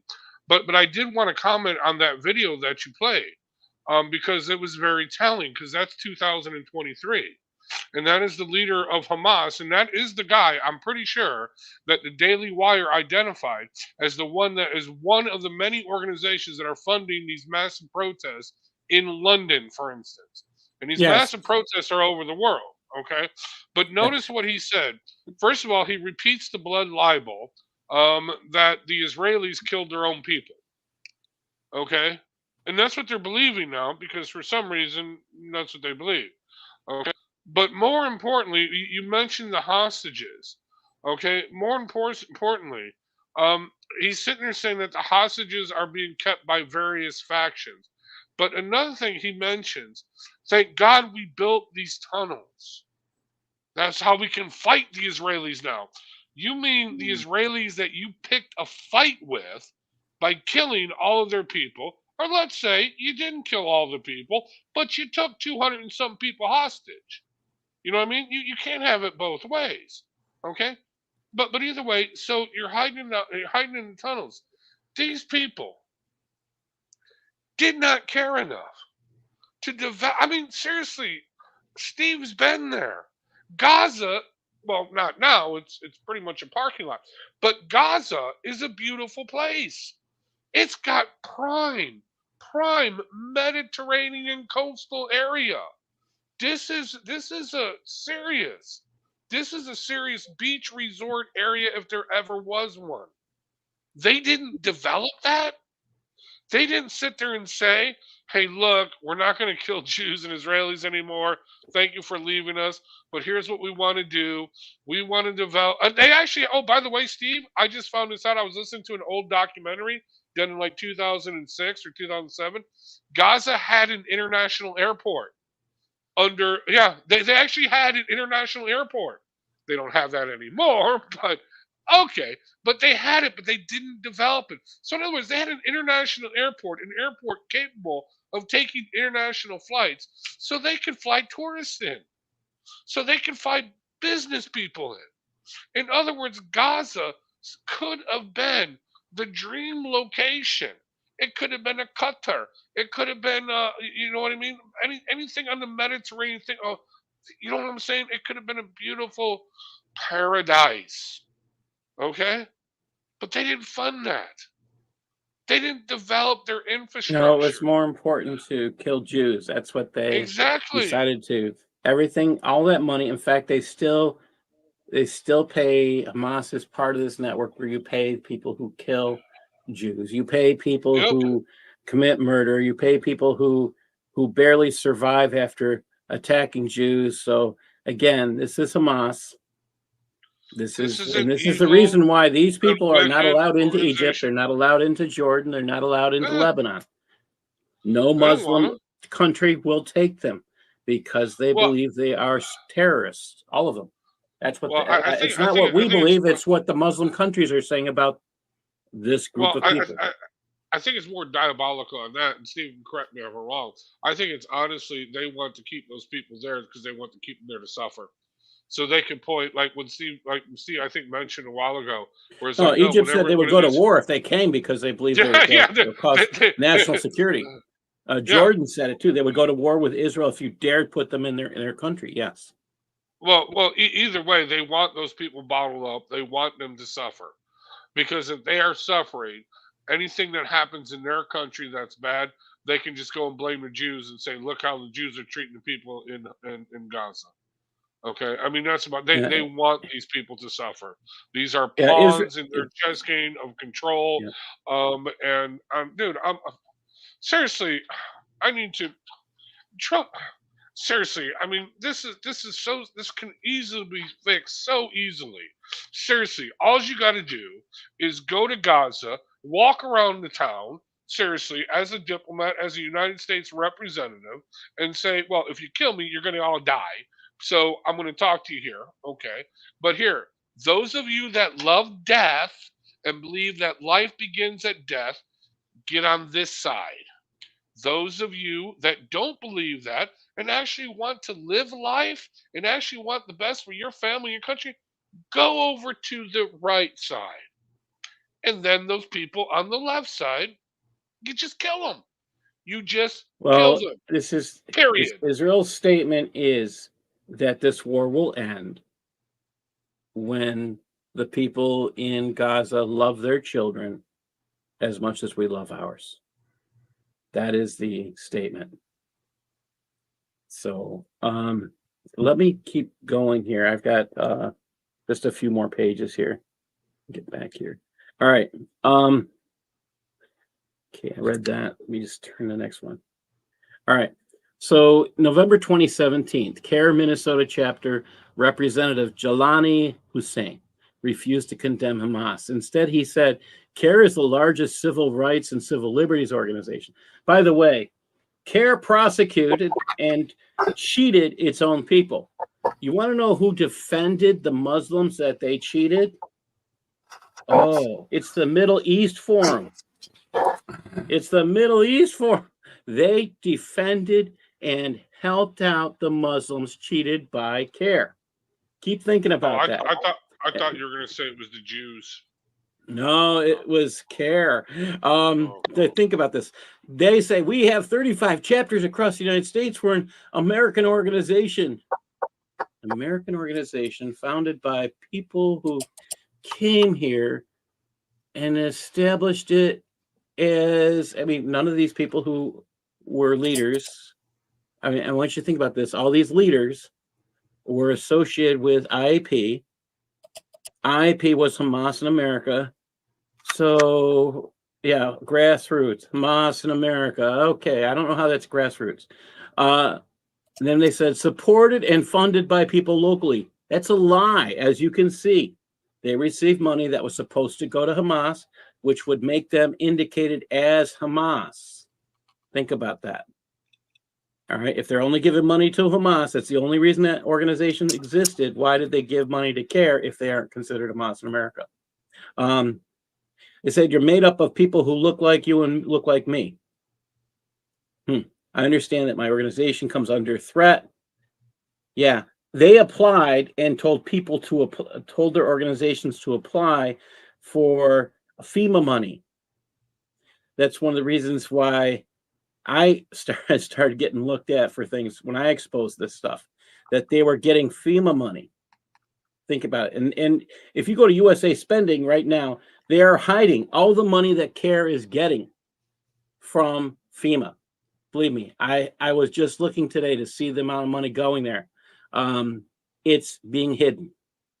However, what's interesting is you will find hundreds of thousands of dollars. If you go to usaspending.gov and you type in Council on American Islamic Relations, put a plus and a quote at the beginning and a quote at the end, you'll find hundreds of thousands in loans of American money going to CAIR. Hundreds of thousands of dollars. They say we get audited, we get reviewed, we are a state accredited organization. If you think we're a terrorist organization, call the FBI and let them know. Well, let's talk about that. Has the FBI ever said they were a terrorist? They said they're connected to Hamas in a federal trial. Think about that. CAIR, unindicted co-conspirator in the HLF trial. Again, I brought that up. They tried to get out of it. They appealed it, right? CAIR and the Muslim American Society, this is what it says in this document. CAIR and the Muslim American Society omit references to a shared background that limits their memberships to those of a particular political bent and undercuts their credibility. The Muslim Brotherhood is a generally covert international organization whose creed is Allah is our goal, the Quran is our constitution, the Prophet is our leader, this jihad is our way, and death is the path of Allah, is our highest inspiration. Think about that. Here we go. Here's another quote from this. Moreover, from its founding, the Muslim Brotherhood leaders, CAIR, conspired with other affiliates of the Muslim Brotherhood to support terrorists. Again, this is government, our federal government documents, government memorandum in opposition to CAIR's motion to leave It says proof that the conspirators agreed to use deception to conceal from the American public their connection to terrorists was introduced at both the Texas trial in 2007 and at the Chicago trial the previous year. Okay, let's talk about this next one. Now, I know that this doesn't show well, but I'm going to read it what it says now. Just reading it in it. It says, no, this is Nihad Awad's Twitter account, October 9th. No surprise, a colonial supporting a settler, a colonial apartheid state. Really? That's what it says. This is Nihad Awad. He's repeating the same Hamas game. He's repeating what Hamas has just said. Okay, let's be honest here. Is this... Okay, let's see what else he said. Fact, Palestine equals Ukraine. Israel equals Russia. This is Hamas propaganda. He's just repeating stuff that Hamas has been saying. Nothing new. Again, is CAIR Hamas? Well, if Hamas, the CAIR is repeating Hamas propaganda, they could be Hamas in America. Yeah, Again, Steve, can you mute yourself? Sorry about that. Okay. Okay. Next one. I'd like to know if the Ukrainians run back into their cities and hide behind their women and children. I don't think the Ukrainians hide behind their women. Yeah, I don't think they crap on children and run into a war either. Yeah. And I don't think the Israelis went into Gaza unprovoked like Russia went into Ukraine unprovoked. This guy's a flipping idiot. Well, I don't just like all of them. And he's not even an idiot, Yeah. but he's a flipping liar. And the problem is that people listen to his garbage and the filth that comes out of his mouth. Yeah, this is bad. How about this one? It says no updates from Shifa Hospital, Gaza after this. Dear colleagues, the situation in Shifa now is extremely dangerous. We as medical staff want to leave, but we can't. We might not survive till morning. We don't want to be killed here just only because we remain committed to our patients, our medical profession. I'm calling for help urgently. Please do whatever you can through our government or ICRC to arrange a safe quarter for the medical staff. So Israel went in, by the way, and they asked the staff and all these people to leave. Hamas was outside shooting at them. Yeah, there's a video. Nihad Awad takes the same picture and he says it's Israelis shooting at the people leaving. Yeah, Wait a minute.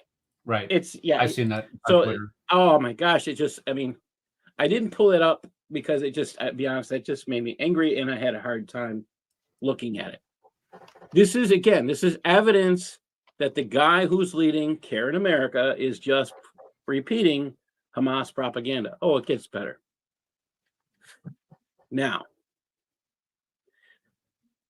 the Washington Post, which I call garbage, they at least saw this. A barrage and mid-air explosion. What visual evidence shows about the Gaza hospital blast? Now, the reason I'm pulling this up, this idiot, Nihad Awad, had said in one of his tweets that Israel blew up the hospital in Gaza. Take a look for yourself. And this is from the Washington Post, of all places.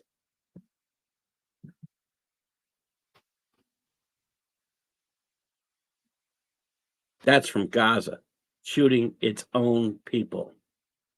44 seconds this video was. 44 seconds. And it showed them shooting in the direction of the hospital before the explosion happened. And the Washington Post covered it. The reason I put this up here is because the Washington Post to me is garbage. If they did that, what does that say? I mean, that's, I guess, where I'm at. This is... Well, the rockets have like a 40% failure rate. There's a guy. He's an artillery guy. He later went into cybersecurity for the military. I shared with you, Eric, the guy I'm talking about. You know, you see some of his videos. Yeah. Mm-hmm. Okay. He's actually seems pretty solid, but he did an analysis of that, and he's like, no, there is no way okay, this was a J dam. The J dam leaves a crater of this big. There's no crater. There's an indentation where you see something hit, but there's no crater. He's like, there's even no way that this is any kind of artillery shell because they leave a crater of this big when they hit. Yeah, I saw that. I saw that when you're talking about that video. Yeah. I mean, he's going through it step by step by step. It's like there's no way. This was definitely a rocket that exploded in air, and the one part hit it. Kind of detonated. The Prophet. What? Who's this guy? It's DL. It's DL. Oh, it's DL. Okay, cool. But yeah, no, I'm sorry. Here's the irony of Hamas, though. I don't know if you didn't tell the backstory of this, but Hamas was actually supported by Mossad in Lebanon because they were going to be a counter group. They were the more moderate terrorists, I guess. They were going to be because they were fighting Hezbollah. Okay, they were in Lebanon, so they were kind of quasi funded, like we funded the Mujahideen in Afghanistan. But Hamas was smart. Hamas took over the mosques. Hamas took over the schools. Hamas took over the UN organizations, and that's how they pretty much kind of won without, allegedly. But yeah, this group of people. If Israel's already starting to weaken, they're already saying we'll have a ceasefire if you release all the hostages. They're already talking about stopping. No, they honestly, if one member of Hamas survives, then Israel is finished, in my opinion. Israel is finished because they will just declare this as a great victory. Yay! And all the UN, all the foreign money will come in, and they'll just rebuild. You know what I mean? It's not only Hamas. About a third of the people that attacked Israelis on the 7th of October were not associated with the Hamas. I got they were the Islamic. They were just citizens of Gaza. Yeah, that's correct. There's that one dude. Sharon, hold on, Brad, hold on. What's the source for that, Sharon? I can find it for you. I saw that. Yeah, that I've seen. Okay, you said 1/3 of the people who participated in these massacres. In fact, they have the Hamas. The man who said it was a Israeli officer. I don't remember the rank. Yeah, no, there's videos. There's videos. So what happened was Hamas went in, they did their killing, but then they brought all the civilians with them, and the civilians ran in and they did the looting. No, all these civilians, they had kids just going in and stealing Israeli bicycles. Okay, right now. They had one old dude in a beard. He was on crutches. He was scattering in there to get his part of the loot. No, so Hamas did all the killing. Hamas and Islamic Jihad and all the other factions. They went in and did their killing. And then, during and afterwards, they brought in the Palestinians that were down with the cause, the Gazanians that were down with the cause, and they ran in to do the looting. So they were the ones that were doing all the looting.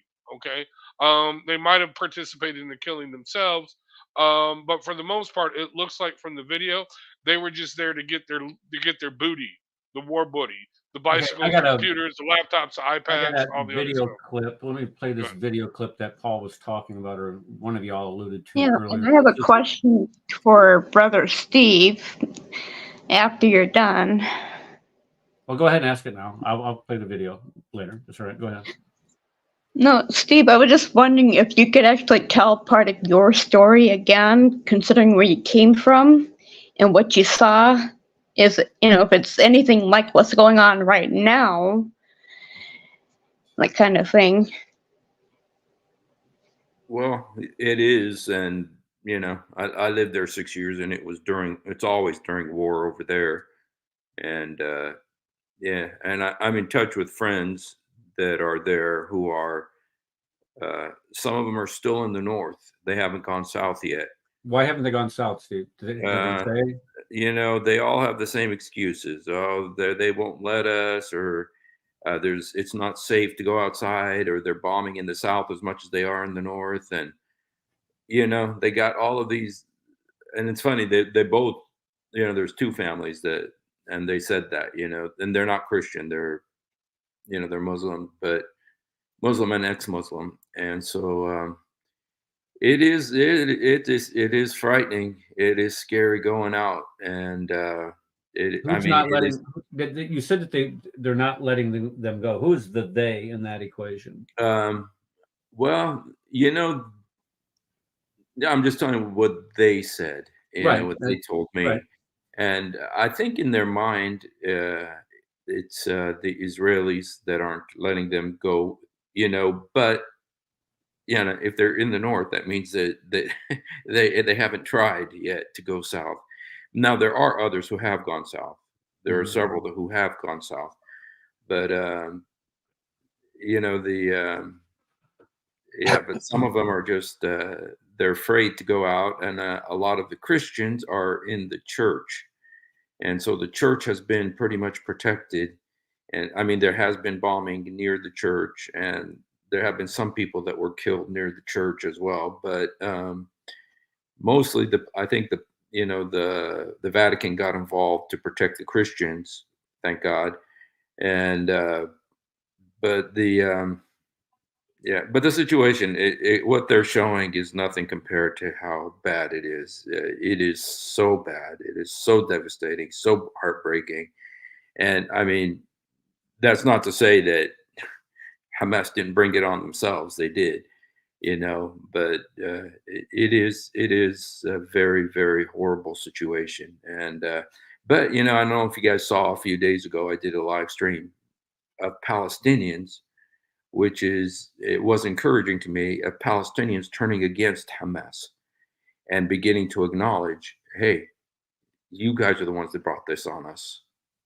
You guys are the ones who brought this on us. And there's like 4 videos, and and really that's what has to happen, is that they have to say. Well, what are your thoughts on Fatah returning and ruling as opposed to Hamas? Have you heard any? Because I heard that the Fatah actually put that on the table, or at least allowed for the idea of doing that. Well, I was there when the coup happened.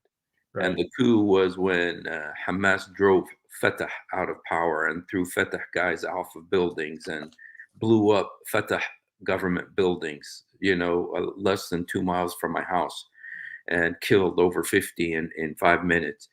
And so, it's kind of interesting. It's kind of interesting to watch. And, I mean, I've heard Netanyahu say that, sorry, Fatah is in no position to govern the Gaza Strip. And my solution, and I know, I think I said it last time I was here, is Israel take over the Gaza Strip. Just take it over. I know that they don't want it, 2 million extra radical Muslims. But you know what? They're going to bring order. They're going to bring clean water. How can let me just say one thing real quick. Ed, go ahead and check your Skype. I sent you that link.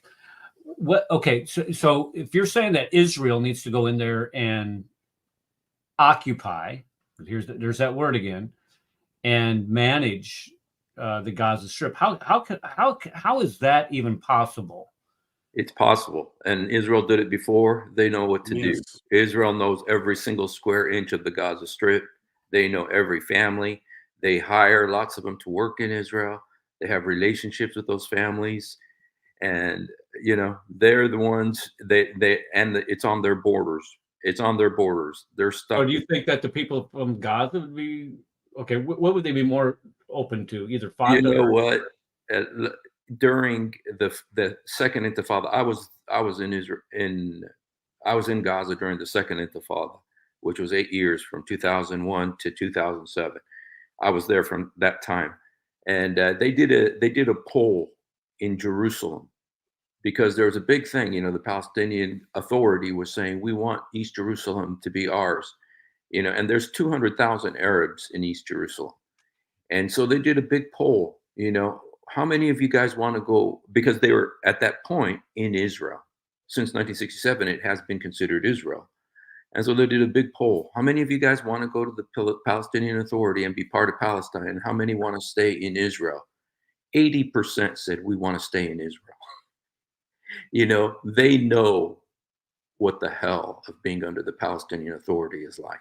They know how the Palestinian Authority is going to treat them.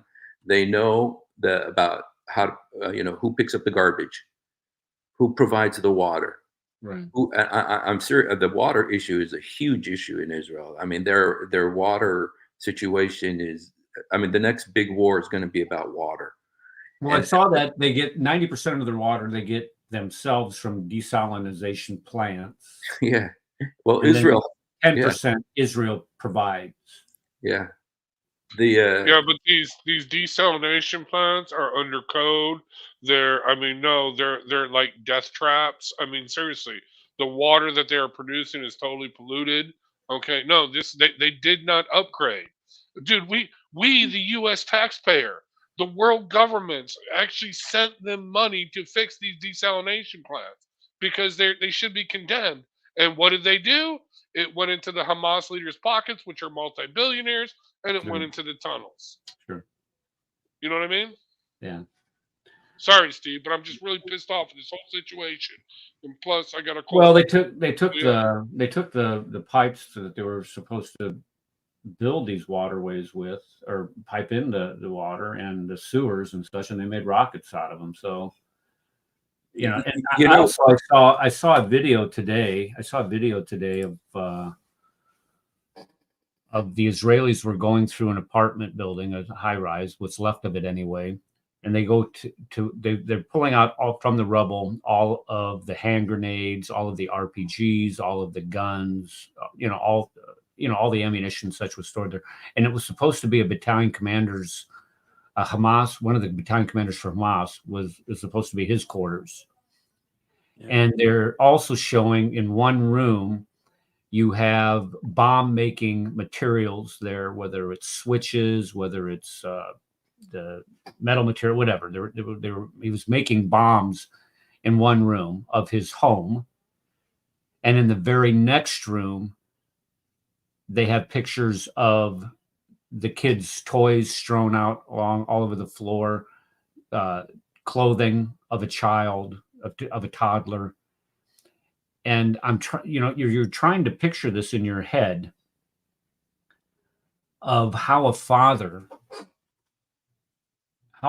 could place his family, his little kids, in such danger where you're manufacturing weapons meant to kill your enemy. How much hate does somebody have to have in their heart in order to do something like this? And you're sitting there watching this, amazed at how many weapons they have strewn throughout the entire house, and yet this man has his family living there with free access to all of that. I have a small arsenal here. But it's. I was just going to say, aren't you describing? Amen, house, brother. You know what I mean? Okay, but no. But it's under lock. There's no way. I mean, I got a coded thing for the. I call it a closet, but it's really not a closet. It's much bigger than a closet. But anyway, but I have it completely cordoned off.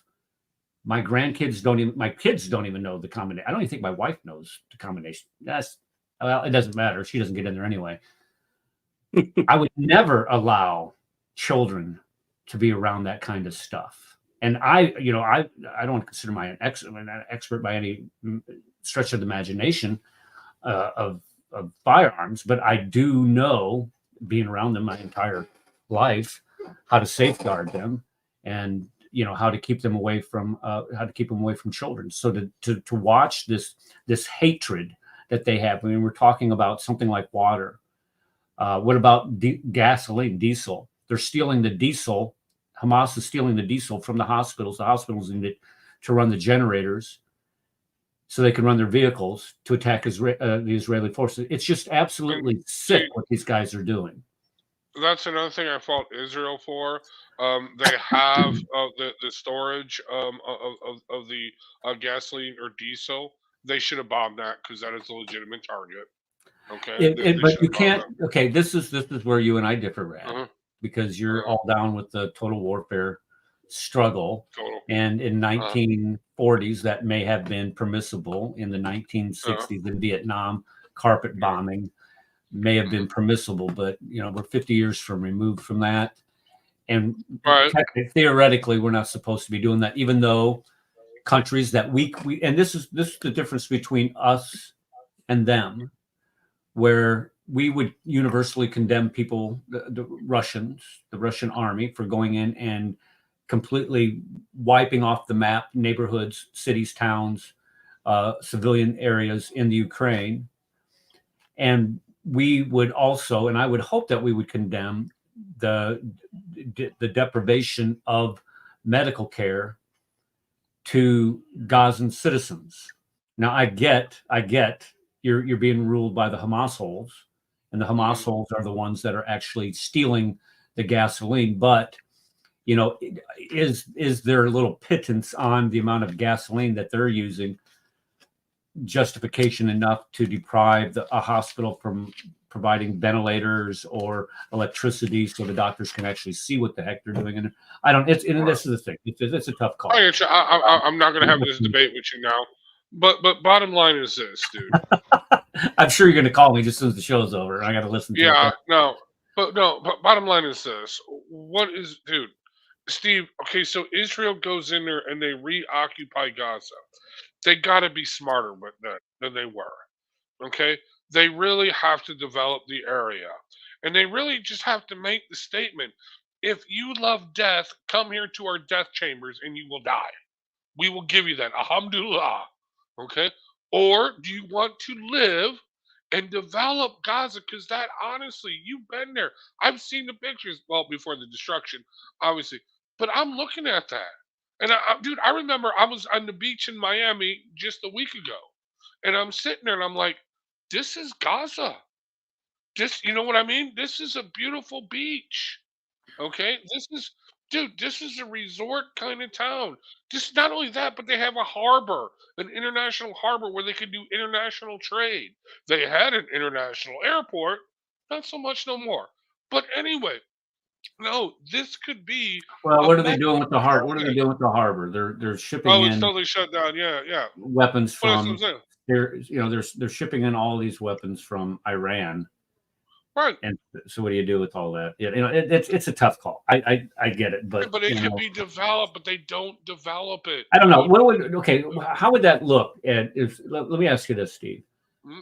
Prior to 2005, the Israelis being pulled out of Gaza, how much trade was occurring within Gaza itself, with Israel or with other countries? I mean, what were they effectively trading, going back and forth between Gaza itself and Israel, or was it locked down like it is today? They put that wall up and fenced them in. Well, it was a security nightmare. Israel was spending so much money because they had 8,000 settlers in the Gaza Strip at the time. Right. They had I think it was like 4 major settlements that were there, and so the focus was not necessarily having the Gazans come into Israel proper itself, but protecting those settlements. Well, there was one point at which they had like 100,000 Gazans coming in to work in Israel. I mean, the relationships were that. And were there security concerns at that time? Well, there was, but these people who are going into Gaza, they were desperate, and it's the difference. It's of making $2 a day versus making $100 a day in Israel, and everybody wanted to go to Israel. They knew that was where the money was and everything. Now, those people who didn't know, this is important though, those people that were going into Israel, and I don't mean to put you on the spot here. I don't, but I think it's important to look at this point, because I remember when we were in Iraq and we bring in those day laborers onto the base to take, to build certain things and take care of certain things on the base. People were, they were lining up as fast as they possibly can and doing whatever they can to get in that queue in order to get on the post to work, because we weren't paying them, 100 times or 50 times what they would make as civilians for working outside the gate, but they would make substantially more working on our side. Well, what was happening was that these people were going back into their neighborhoods and trying to live amongst their fellow Iraqis, and they were being shunned. They were being persecuted, and in some cases, I remember it clear as day, being killed because they were said that they were collaborating with the enemy. So were those people that were coming out of Gaza into Israel, were they looked upon or were they shunned by their neighbors because they were making all this much more money because they were able to get into Israel and work? There may have been some of that. I guess I by the time I got there, that whole operation was beginning to shut down because the security situation was so bad. And they were getting less and less Gazan workers actually going there. But I knew some people who did work in Israel, and their families were not hateful. They didn't hate Israel like the others did. They were mostly Fatah people. Mostly they worked for Fatah. They worked with Fatah. The more moderate, and they're not moderate, but the more moderate, right. party. And they didn't teach their kids to hate Israelis and to go out and kill them, because they lived among them. They knew Israelis face to face. They worked with them. They knew they were kind people, And one of the things that I was telling you about the video that I did. It was there's some Palestinians who are being kicked out of their house and who are suffering, and they're blaming Hamas. That there was a guy who was yelling at Hamas, and I don't have the video of this, but I heard about this one. He's yelling at Hamas saying, "Why did you take that old lady? That old lady used to come take kids from Gaza, and she used to help them and take them to hospitals. She used to pick up kids from Gaza to take them to the hospital. She used to help the Palestinians. Why did you kidnap her?" He's yelling at Hamas, saying that. And he said, there's another guy. He says, "Ismail Haniyeh, you're the biggest traitor of all. You're the one that brought this, and you're living in your beautiful." And there's one woman, and she's saying to Hamas, she's saying, "Your kids are doing really good. They got big houses. They got Jeeps. They got big cars, and our kids don't have anything." Right. There's a lady yelling at Hamas. So, there's some people, there's a lot of people out there. Well, there needs to be more of it, and more people need to be heard, and, more people need to promote that on, when they see things like that. And I believe I remember seeing the one that you were talking about, the guy. Yeah. Where he's sitting, I think he was sitting in a chair or something outside, and he's getting on to him about, you brought this on all of us, yeah. And which is true.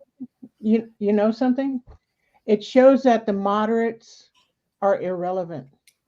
They were irrelevant during World War II. They were irrelevant when the communists took over. Moderates are irrelevant. In fact, many of them handed over their children. If you look at World War II, they handed over their children to the Nazis. The same thing has happened in the Gaza. A lot of those Muslims, they handed over their children. I mean, I got videos unlimited on my computer that I downloaded showing children learning how to hate and fight, and look at their prayers, what they pray every day. We're not talking about nice little, praising God. They always do that. Plus, they hate. But if I could just say one thing that it just, I think, is my opinion, that I think it would work if Israel went in and just said, "You know what?" Because in the Bible, Gaza is a part of Israel, and I think it doesn't work unless it is part of Israel. And then what do you do? Okay, so what do you do with Hezbollah is attacking too? I know, and eventually, that's right, Tyre and Sidon. And So the areas that they don't conquer become the biggest problem areas. Those areas were supposed to have been conquered, and they weren't. And Israel tries to get rid of them, but my question Deuteronomy is 20, 16, and 17 applies. my question is doesn't anybody? I mean, doesn't the Bible say that there's going to be a tribulation for Israel? I mean, isn't that supposed to be coming? They does talk about that, but it also talks about, and I've said this here last time, and there's a couple of prophecies that haven't been fulfilled yet, and they're very prominent prophecies. In Isaiah, it says there's going to be a highway between Egypt and Assyria, and that highway is going to be and Israel, and all three are going to be a blessing in the earth, and they're going to come together and worship the Lord together. This is Isaiah chapter 19. Isaiah 17 says Damascus will be destroyed. It will cease to exist. And that Zechariah chapter 9 says about Gaza, it will be those who remain will be for our God and will be among the clans of Judah. Because that was its original destiny, is to be one of the clans of Judah. The reason why I ask is because in Revelation 3 verses 8 and 9, we see where it says, I know your works. See, I've set before you an open door, and no one can shut it. And you have a little strength, have kept my word, and have not denied my name. Indeed, I will make those of the synagogue of Satan who say they are Jews and are not, but lie. Indeed, I will make them come and worship before your feet and know that I have loved you. Okay, so my question is, who are those people? The Meccans. No. It's very specific in there in the language. You said it's synagogue of Satan. Synagogue. It doesn't say mosque. It says synagogue of Place Satan. of worship. Okay. Hey Ed. I'm not gonna have that. I'm not gonna have that argument. But yeah, I made this one picture up, and the characters that John dreamed, that everybody translates as 666, which is they look like the character 666. Yeah. Well, if you transpose, you actually look at them, you twist it, it says Bismillah Allah. Well, if you actually look at it, you can see them on the marquee scrolling across on the Mecca clock tower. You can see you can actually see that. Yes, you can. It's Arabic for sure. Yeah, I agree. And he didn't know what they were, so Okay, can I show this video clip? But let me get back to what I was asking. Okay. I'll take that as a no. Go ahead. It's okay, Ed. Go ahead. Okay, this is what I'm trying to say. No, go ahead. Go ahead. Are the leaders of Israel right now, as we know them, is Netanyahu a Christian? No. See, I rest my case. Thank you. But I mean, what's the point that you're trying to make? Are you trying to this Israel is the secular government Israel is going to be used as a tool of Satan? If there's a tribulation coming, Israel has to be in that kind of a state because they don't believe in Jesus Christ. That's what it's all about, right? That's why they go through a tribulation. Well, by definition I don't say by definition, being a Jew, you are going to reject Jesus Christ as the Messiah. And that's why he has these people come and kneel before the Christians' feet, right? Says it right there in Revelation 3, 8, and 9. We just read it. Well, when that happens, then we'll know prophecies come true. But what are the circumstances? Well, I'm asking is when are these circumstances going to come to pass? Well, that's a good question. Is it going to be 20 years from now, 100 years, 1,000 years from now? I don't know. We know that Christ birthing pains, as Steve said. Birthing Christ ascended to heaven when in 33 AD. He said he'd be back when in 2,000 years. Am I wrong about that? I don't remember him saying 2,000 years. Yeah, I don't remember putting a clock on it. But I mean, but the thing. Hold on a second. The thing with Ed on this, I'm on your struggle bus with this, Ed. because if you look at the timeline from the creation of the earth, if you follow the book of Chronicles 1-8 and the genealogies, you can go 2,000 years up to Abraham, 2,000 years from Abraham to Christ, 2,000 years from Christ to consummation in the end of the world. So you And that's where I'm coming from. Yeah. Well, if that's your timeline, then I can. We have Yahya, Islam defender in the house. Haven't seen him in a while. It's good to see him. Hey, Eric, could I just say one thing to in answer to what Yahya had said? That let me put this up here. Oh yeah, okay. Go ahead. Yeah, just that. You're right. Jesus said, "I'm going to take the kingdom and give it to those that will bring forth its fruit." But it is clarified later what happened there, and the Apostle Paul talks about what's called the time of the Gentiles. The time of the Gentiles is when the kingdom went from Israel and to the Gentiles, and that right now we're still in the time of the Gentiles. But then when you tie that in with Daniel, the 70 weeks, that 69 of the weeks have been fulfilled. That's 69 weeks is like 383 years, or 483 years that have been fulfilled, that were fulfilled before Jesus was crucified. And Daniel's prophecy specifically says that that's going to happen. But there's still another 7-year period for Israel. And it talks about it, in Zechariah chapter 12, that when the Messiah comes back the second time. Now, this is talking about the second time, just like the angels, when Jesus ascended, the angels said to the apostles that he's going to come back the same way that he left from the Mount of Olives, that his feet are going to touch the Mount of Olives, split it in three. And at that point, there are Jews in Jerusalem who don't believe yet in Jesus. But it says, I'm going to pour out my spirit on them. And it says, I'm going to pour out my spirit on the house of David, on the house of Nathan, on the house of Aaron and their wives. And they're going to look upon me whom they have pierced. And they will mourn for him as for an only son. So there are unbelieving Jews when Jesus returns. And they become believers. So anyway, that's kind of what I was just kind of answering Yahya, that there is still 7 years left for the Jews, that, according to prophecy. So.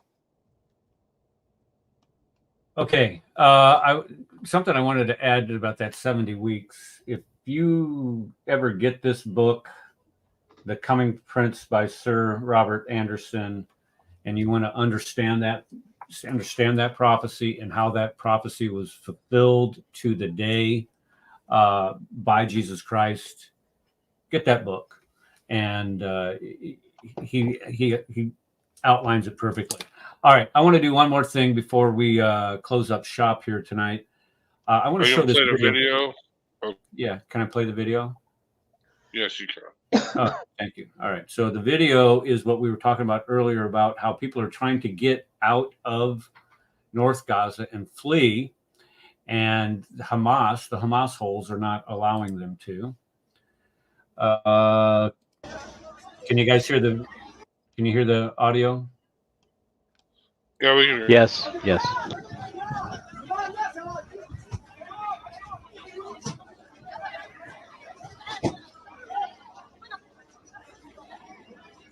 Notice they're all waving white flags. Oh, gunshot. They're afraid to leave. That's close. No, that's real close. Yeah.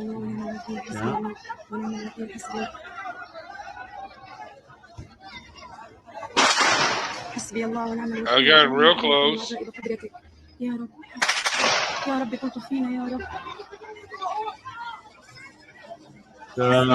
they decide not to leave. Now, on Twitter, it's funny. On the jihadis that I follow, they're saying the Israelis were firing on them. Yeah, and but that's close shots. That's close. That's coming from within that compound. Yeah, that's okay? Just to say that the Jews were doing this is the same organization that told us that Steve, the Jews had bombed a hospital and killed 500 people, and they're going to try to tell us Steve, that. Actually, Steve, can you translate what the woman is saying? Can you play it again and have Steve translate? I'd be interested in what she was saying in the video we just put. Okay, it was very low, but I tell you what, it sounded like she was saying, "Lord, please protect these people. Lord, please protect these people." It's like the one who was filming it. Okay, it was very low. I was trying to listen to what she was saying, but it sounded like it was very low.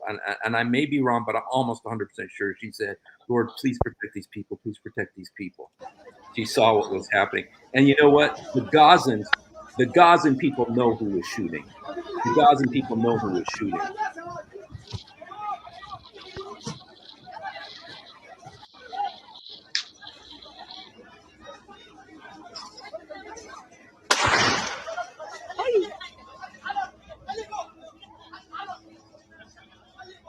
حسبي الله ونعم الوكيل حسبي الله ونعم الوكيل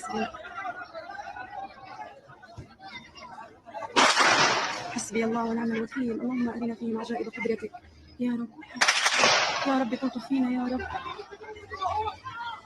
Okay, well, I heard Bishmillah out of that. Am I right on that? You're muted, Steve. Steve, you're muted. Yeah, and she's saying, Lord, please help them. Lord, please help them. You know, she's shocked by what she's seeing. You see, Gaza, the people need to, and they're beginning to. It's Hamas that's killing them. And they need to see this. And they're, you know, when I was in Gaza, let me just say at the very end when I was there, I was evacuated from Gaza after Hamas took over. But I was there when they took over. And I'll tell you what, most of the people in Gaza were terrified. They didn't want Hamas. It was the people outside, like these jerks from Harvard University, who are supporting Hamas because they, and it's not because they love Palestinians or they love Gaza. It's just because they hate the Jews. Okay, and they just want to give it to the Jews. But yes, I agree 100%. That's this anti-Semitic ideology that they're brought and taught up with since they're toddlers. But no, I'm talking about Americans. I'm talking about Europeans. They're the academic circles, yeah. And so they're the ones who hate the Jews right now, and they're the ones. But the people in Gaza, they're suffering under Hamas. They don't have food. They don't have water. You know what Ismail Haniyeh told them to do after Hamas took over and there was no food? He told them, when you go to sleep, put a rock on your stomach, on top of your stomach. Put a rock on top of your stomach because that takes away hunger pains. That's what he was telling people to do. You know, these people want to be free. And I'm telling you, if Israel was to come tomorrow and say, how many of you would like to be Israeli citizens? You know what? I bet you 90% of the Gaza Strip will say, yes, yes. So anyway, my opinion. Get us away from these people. And I think that was Yahya firing in the background, by the way. Yeah. That's not funny. And Yahya, yes, it is. Yeah, that is funny. That is funny right there. I remember he's been on the show before, and I enjoyed him coming on here. And his honesty, he's one that, anyway. See, they're suffering because 17-year-olds locked with no hope of freedom. And why do you think that is? They don't have any hope of freedom. It's because the Hamas holes are ruling over them. That's why they don't have any hope. That's why they don't have any freedom. It's because of Hamas. That has nothing to do with the Israelis. The Israelis gave them complete autonomy to rule themselves, and they elected a terrorist organization to do it. Now, what do you want to do? You want to blame the Israelis for their decision? I don't think so. Guys, I got to close up shop tonight.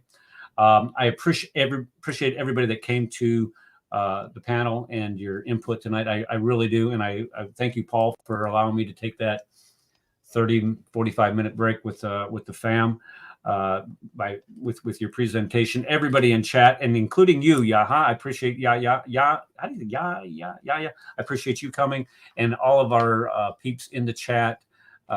We've had quite a few people in the chat tonight, so that's always a good thing. I need to do what Rad wants. You always got to play the cold clothes. Well, here it is. God bless y'all, and we'll see you next Sunday on the Cross and the Crescent. Advanced, student, and specialist. That the standard narrative has holes. That's what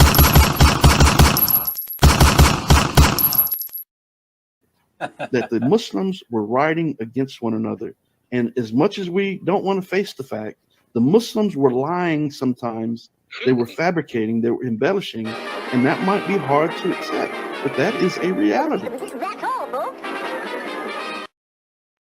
Okay, I wanted to show one more thing. I'm sorry. I'm sorry. I'm sorry. Let me show this. I want to show this because doggone you, Kafir. Get it You out ruined there. the whole point of the cold close there. Whatever. Okay. Okay. Whatever. There we go. All right. Let's go ahead and show this. בחדר ליד יש מחרטה לייצור רקטות, ותמיד אפשר בשיעור החופשי להתאמן עם איזה קלאץ' מפלסטיק. זה חומר לימודי. And a terror tunnel underneath the Ferris wheel in an amusement park in Gaza. And here are photos of a terror tunnel underneath a kid's bed. Hamas is using children as shields for their terror activity. Those tunnels I just showed you lead to Hamas's underground terror network of 500 kilometers. But it's nothing new for Hamas. We've known this for a very long time. We've been saying this for a very long time, that Hamas has been using civilian infrastructure to shield their terror cells and weapon storage depot. This is obviously against any international law. Under the Geneva Convention, the use of civilian structures like schools, hospitals, or religious buildings for military purposes is strictly forbidden. Hamas intentionally endangers Palestinians. It's one of their main tactics. By storing weapons in these places, Hamas effectively turns them into terrorist targets. That's why, for weeks, Israel has been doing everything in its power to evacuate the residents of Gaza to safety. Israel has been dropping leaflets, they created evacuation routes, and protecting the residents with soldiers and tanks to ensure their safe passage. Videos like these expose Hamas's real priorities. Hamas is not interested in ruling Gaza. They're not. They're using Gaza and the Palestinian people as pawns in their game to eradicate Israel and slaughter all the Jews. They turned the entire city into a terror base. The pictures of what's currently happening in Gaza are very difficult to watch, and they're causing outrage against Israel, which is exactly what Hamas intended, exactly. But the true outrage needs to be against Hamas for dragging not just Gaza, but the entire region into bloodshed and chaos. So yeah, free Palestine, sure. Free Palestine from Hamas. This is a new video of rockets being stored inside a school in Gaza. Yeah, I wanted to. That's the main. I guess I skipped over it first. That's the main thing I wanted to show. You're storing rockets inside of a school, and you're going to sit there and complain about civilian casualties. Screw you. I've been on that Ferris wheel, by the way. No doubt. I mean, that looks like a cool Ferris wheel. Yeah. I'd like to go on it. But you know what? The Israelis left it standing. Now, that is shocking. That is precision bombing. You leave the Ferris wheel standing, but you bomb the Hamas terror tunnel. That's I mean, crazy. seriously. But one more thing. That's what turned the world. The Ferris wheel with the Hamas tunnel right under it. That you can't make that up. So Exactly, yeah. But no, here's my theory on how Israel should deal with the terrorist tunnels, and I'll leave you with this. They should leave them alone, but spray them with anthrax spores. Let them take the anthrax spores home to their family, just like the cockroach poison. Okay, I'm just saying, and it will. You know what I'm saying? I mean, no, it will solve the problem. Okay, that makes you a war criminal. No, it doesn't. How? No, you blame the. No, so you got it. No. You blame the anthrax spores on Hamas, saying they're developing anthrax and it got out of control. You have nothing to do with it. See, that's the way I would play it. Okay. Just saying. Yeah. All right. Well, I we'll don't leave it believe at in this that on war a happy criminal note. thing. Well, I believe in winning. Winning. Yeah. Okay. I don't need to play the cold close again, do I? No. Thank you. Okay. All right. God bless you guys. Thanks for coming, and we'll see you all next week. All right. God bless.